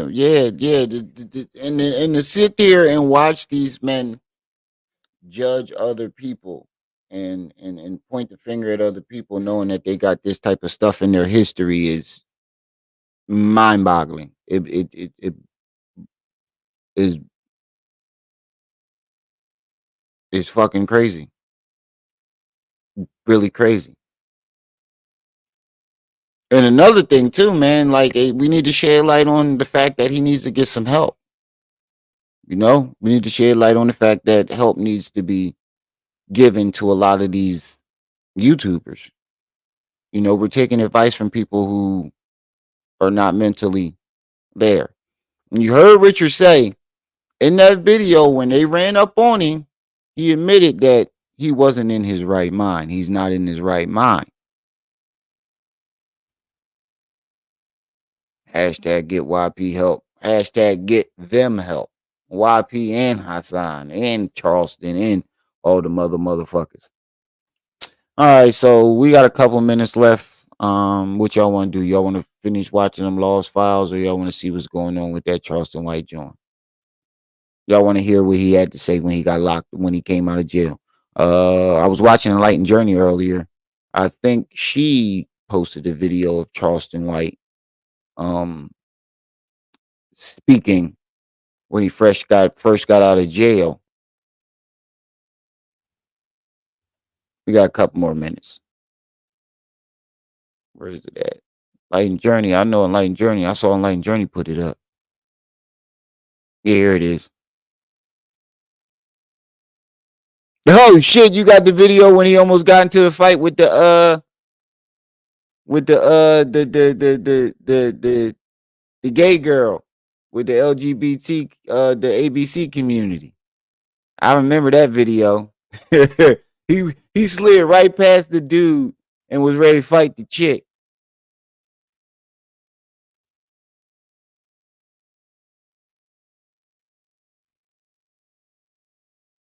Yeah, yo, I know how it feels not to see your kids for Christmas. My oldest son, I don't see him every Christmas. I haven't seen him since he was 4. Every day I feel like a piece of me is missing. That shit sucks, you know. And it really feels like a piece of you is missing. It really sucks. And that's why I felt for Pharaoh at first. You know, I felt bad for him at first because I went through that same situation. But then it's like you make the people who actually didn't deserve it look like we deserve it. There are men like me and other men that are actually really going through what you claim you're going through.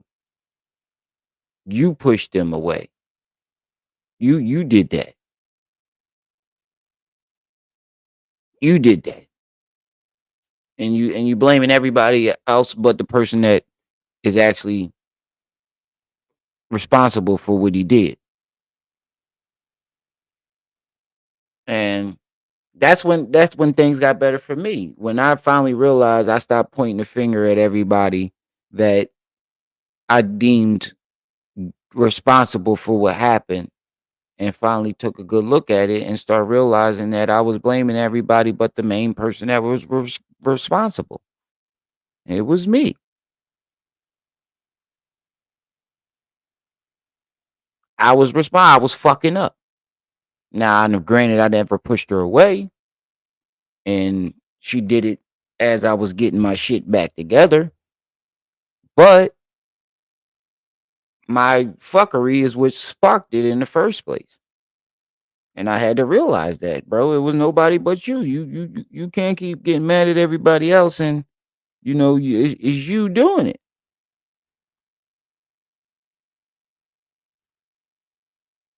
But let's hear what Charleston White had to say about his arrest. Last week, nigga, my lawyer had already went and talked to the judge. Yeah, all I had to do was finish off my comedy show this past weekend in Florence, go do my show in Houston, and then wake up Monday morning and turn myself in labor detail so the judge know I checked in labor detail. They thought they got a nigga. No, we've been working on these warrants for about a week now. My lawyer never get right up on it. Fort Worth Police Department hit me with a no bond on a warrant charge, so I had to go see the magistrate this morning. I saw the magistrate last night by 7 o'clock. The bond was posted by 1 a.m. in the morning because I got some issues with. Didn't I tell y'all? Was I lying? Didn't I tell y'all he was gonna get out and be like, yeah? They try to get me. Yeah. Didn't I say that shit? Yeah. They thought they got me. Yeah. Pass me that biscuit over. Yeah. Pass me that biscuit over there. It was. Watch how he described it. He said he went to, they held him down in 24 lockdown and blah, blah, blah. Nah, nigga, using the interrogation room. Pass me that butter for them biscuits. In that hot sauce right there. Y'all got a soda? Y'all got some soda in here? Root beer. Root beer? Yeah, I'll take a root beer. Shadow, was I lying? With the local police department, an officer by the name of Tracy Carter, they was shifting and shucking the paperwork around, trying to jive a nigga. But niggas, so many, I'm talking about half the city came out. Boy, they called Sheriff Bill Wayburn. Boy, they were calling everybody. Let me tell you what happened when I got there, right? So as soon as I got to the jail, nigga, the judge bring me straight up. Shout out to Court 10, Judge Lofton. Boy, my lawyer went to Judge Lofton. But he had already met with Judge Lofton that Friday. So Judge Lofton sent the bailiff down the bookend. They had me booked in about 30 minutes. So as I'm going in the bookend, there's two white boy police officers from Kansas City coming to go pick a nigga up and take him back to Kansas City. Boy, when I walked through the door, they said, Charleston? Oh my goodness, not Charleston White. The arresting officer said, hey man, we watch all the video. The jailer said, boy, what you more? So why they treated me so nicely and kindly and showed me so much love. I bet they was treating you nicely and kindly and showing so much love. And it was finger licking good too, wasn't it? It was finger licking good too, wasn't it? Pass me that butter over there. Yeah. Say, officer. Say, officer.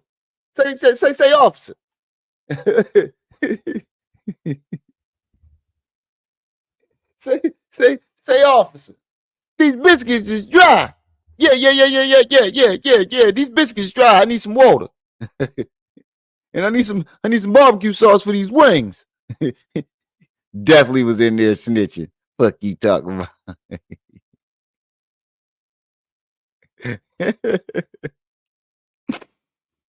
Yeah, he definitely is another agent of chaos.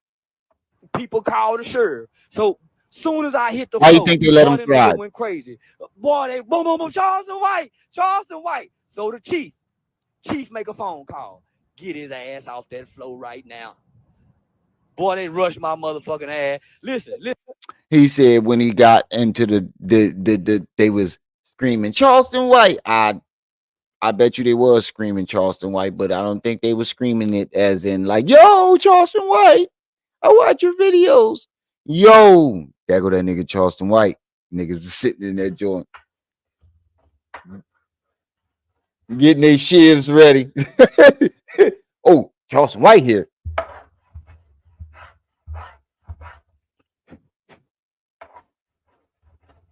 Yeah, we gonna get this nigga. Nigga starts scraping their wax right away. Oh yeah, we gonna get this nigga. And the sheriff, the sheriff ain't say get his ass off the floor. He said get me off the. Hey, CO. How y'all gonna put me in the cell with my KFC? They know I'm snitching. Yeah. You put me in the cell with these niggas, knowing I got all this KFC with me. Yeah. Get the fuck out of here, bro. CIA protected, FBI respected. Listen, Chief, I'm thinking, man, oh shit, I'm finna get booked out. Man, they go take my motherfucking ass and put me in 24-hour lockdown where a nigga don't even come out the cell. Whoa, I don't want to do this. I'd rather go to general population and fight. Nigga, I can squabble a little bit. I don't want to be by myself.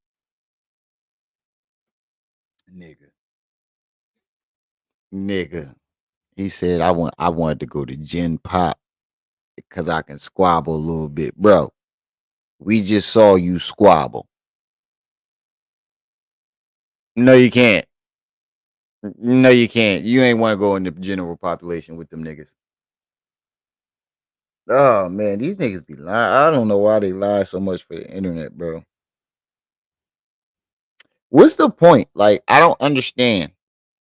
Like, what's the point in like trying to lie and make yourself seem tougher than what you is? You ever notice that when people go on the internet and make themselves seem tough, everybody wants to test it out? You ever notice that? And 9 times out of 10, the people that act tough on the internet, every time they get tested, it always goes left. It always goes wrong. There's only a couple of people that was really about that life. A handful of people out of all the niggas that came on the internet and acted like they was the toughest, roughest mofo, the most rootinest, what Yosemite Sam used to say, I'm the most rootinest, tootinest gunslinger around, and then the real most rootinest, tootinest gunslinger show up and all that shit go out the window. I just don't get why motherfuckers gotta act tough on the internet. Like, I am who I am. Now, I'm not scared of nobody. I just know my motherfucking limits. And also, support the channel. I just brought y'all a great interview. This shit ain't free. So if y'all want to support the channel, Cash App going along your screen at your bottom. This was a long time coming. Took me a while to put this together.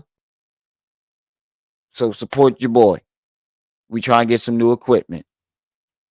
No, that's the worst place. 24-hour isolation. Yeah, they been having nigga ass 24 hours to shower and nigga don't come out the cell for nothing. And then when a nigga get a visitor, they bring the TV in front of the door.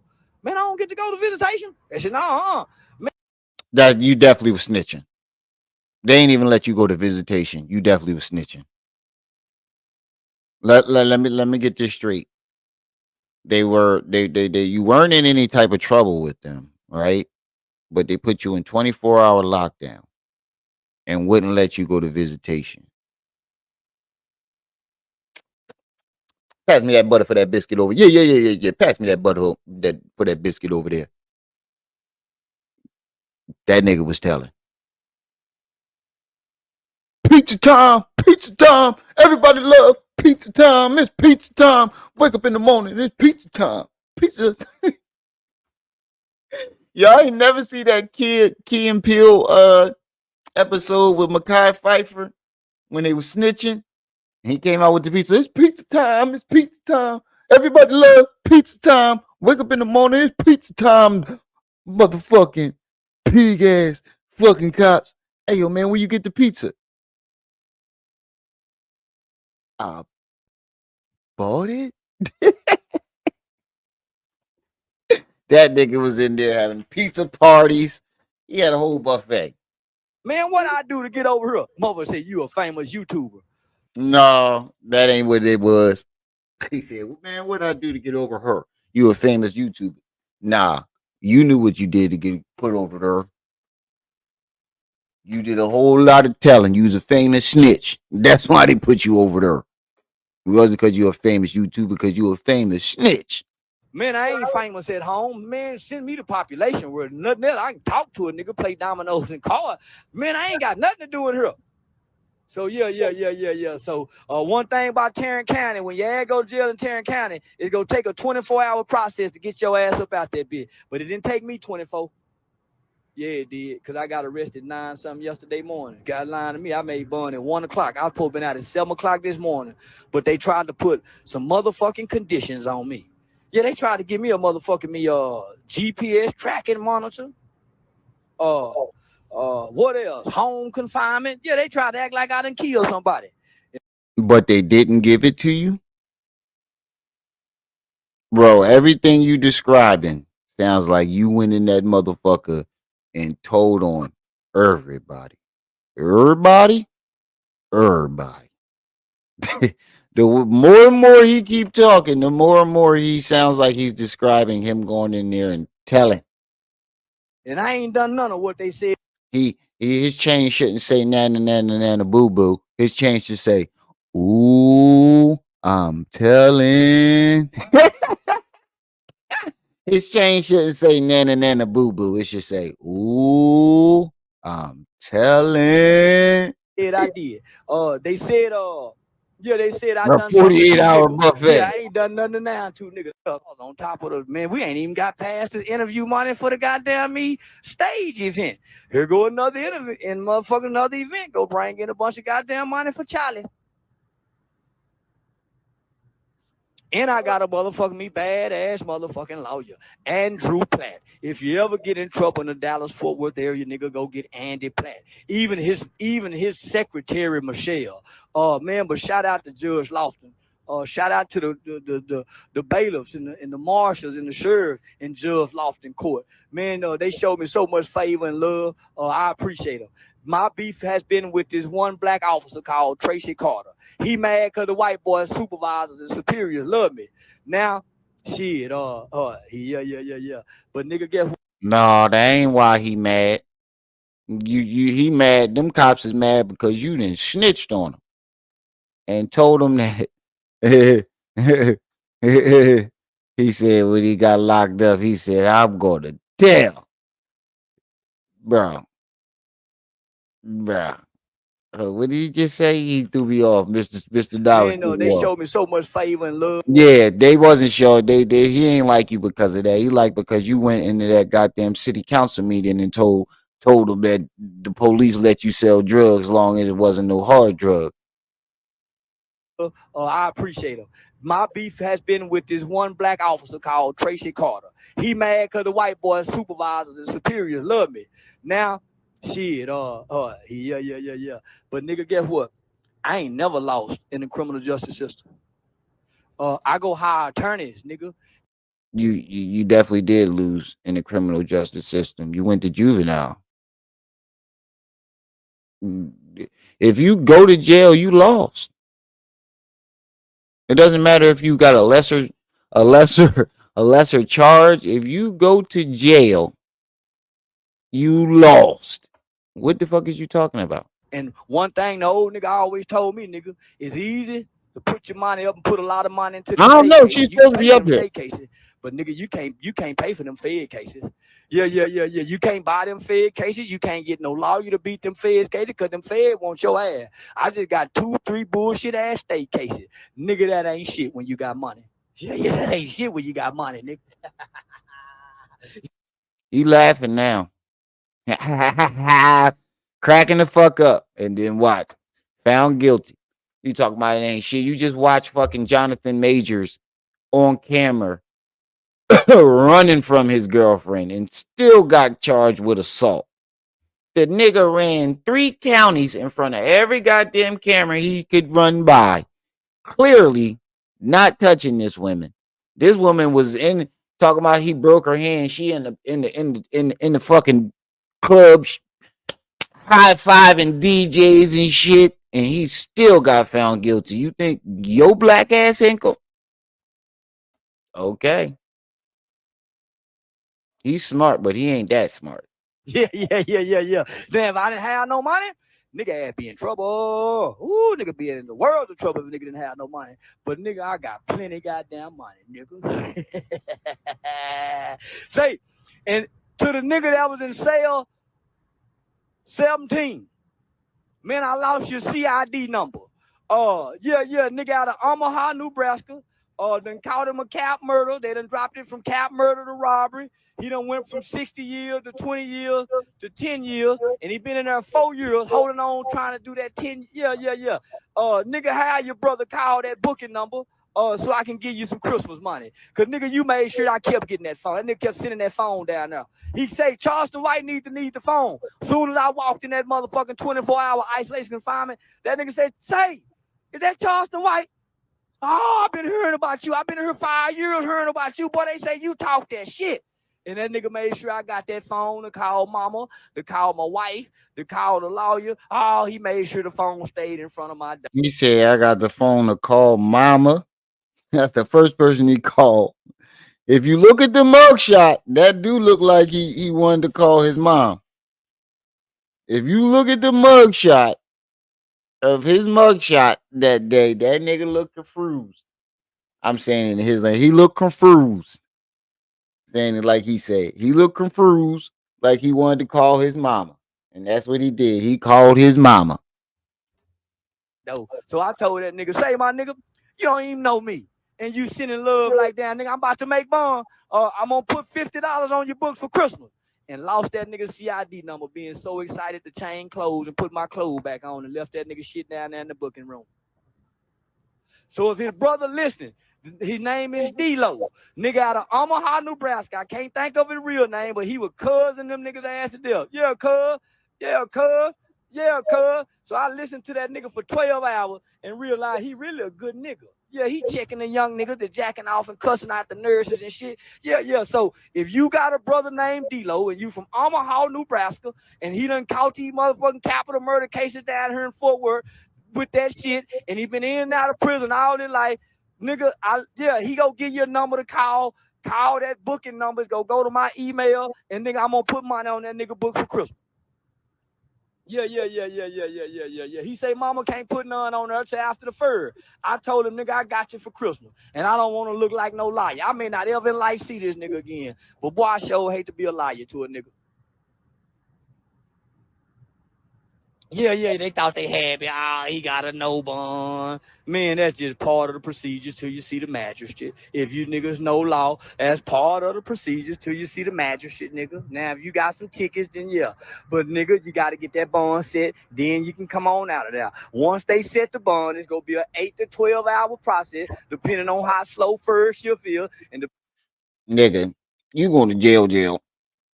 I don't know what to say about this nigga. You was in here telling, bro. There's no other way to slice it. There's no way you got all them charges. And then you said they wanted to put you on house arrest, but didn't. They put you in 24-hour lockdown because they didn't want to put you in population. That's Saga nigga that was telling.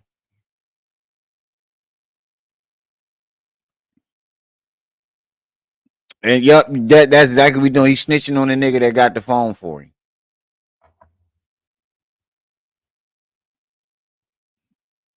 That's what type time he on. That's what niggas like him do. They throw whoever they can under the bus as fast as they can. That's what motherfuckers like him like to do. They like to throw motherfuckers under the bus.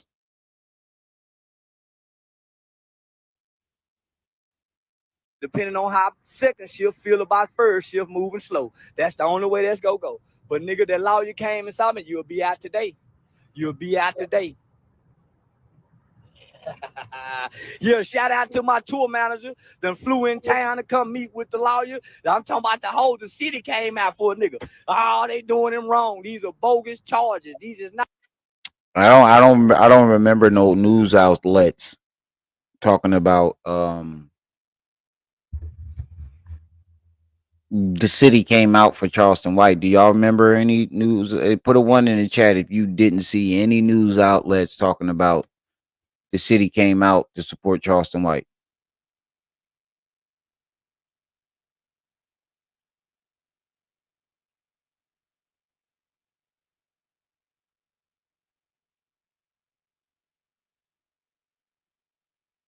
Yeah, like come on, Shadow, right?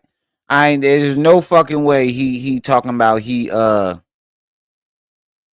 there's no fucking way. You right. There's no fucking way that he did a video talking about R-wording a white woman, Asian women, and any type of a black man talking about he R-wording a woman, period.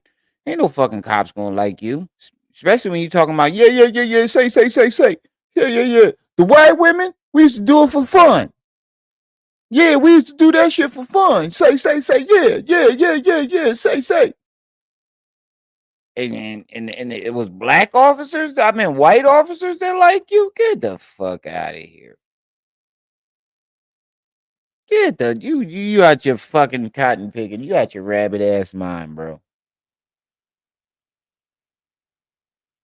Anybody believe that shit? You out your rabbit ass mind. You got to be. I ain't see nobody come out for him. I ain't see no news outlets come out and say the precinct is surrounded by supporters. I ain't never see that.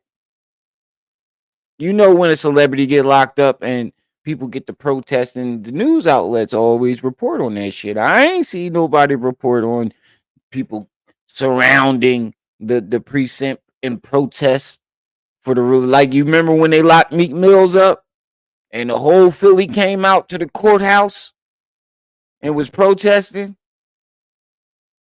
News outlets.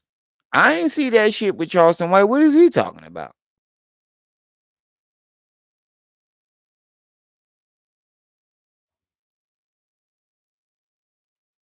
Not right. Yeah. So y'all stay tuned and stay locked in. We viral again, so more interviews coming soon. More interviews coming soon. Yeah, free D-Lo. He be said, yeah. He was running with them stop six niggas. So if y'all know, man, tell that nigga I want that nigga. Anybody else? I think it was just me and one other person. Kwame Brown noticed that he masked his stuttering with yeah.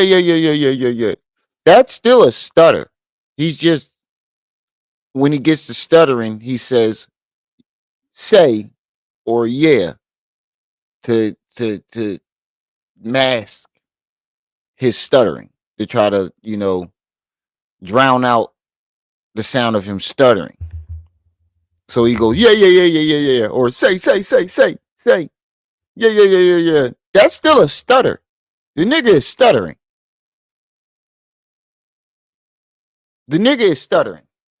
I know down south people say go say or yeah, but they don't go yeah. Say. They don't do it that many times. That's a stutter. A really bad stutter.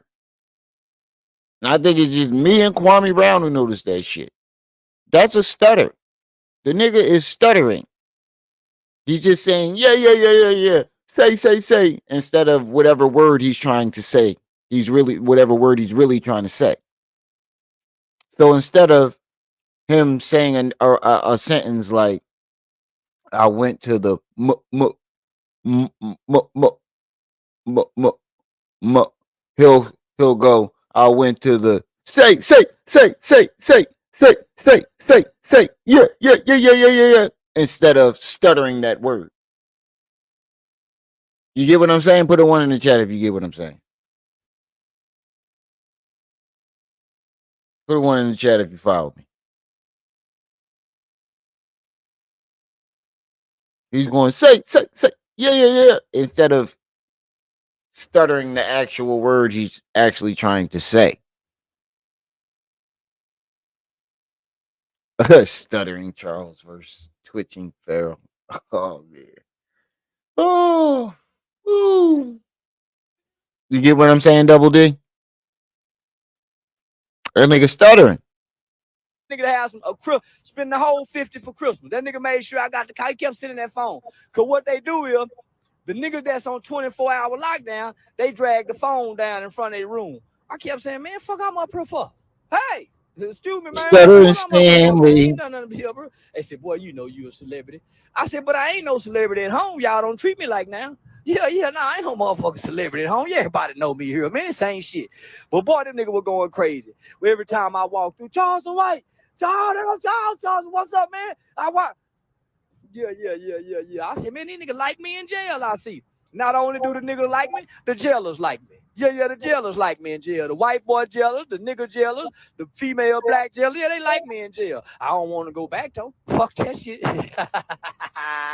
Yeah, they can like me all they want to. I didn't like it there. Yeah, no, I didn't like it there at all. Nigga, it was cold. And they don't let you wear socks. Yeah, I ain't know they ain't let nigga wear socks in jail. Yeah, man, the motherfucker toes cold. So we got more comedy content that go have you niggas ass laughing on stage. Guess what? Nigga, I'm facing 20 years, they say. They just don't know, nigga. This I done had an aggravated assault with a deadly weapon case before. Guess what? Dropped. And they had me on camera. Cause you point that motherfucker at a nigga. Dropped. Yeah. Cause you telling. We know why you dropped. Cause you dropped a couple names. We know why them charges got dropped. Cause you dropped a couple names. We know. Yeah. Yeah, we know. Say. Oh man. Oh. Internet. That's what my fucking kids is going to be watching. I think I gotta be one of those strict dads.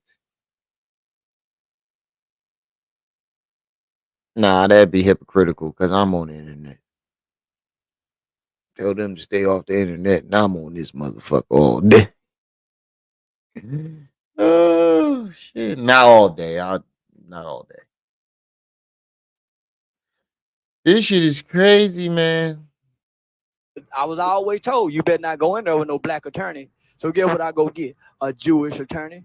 Yeah. Y'all go get a that's real respected and within the court system.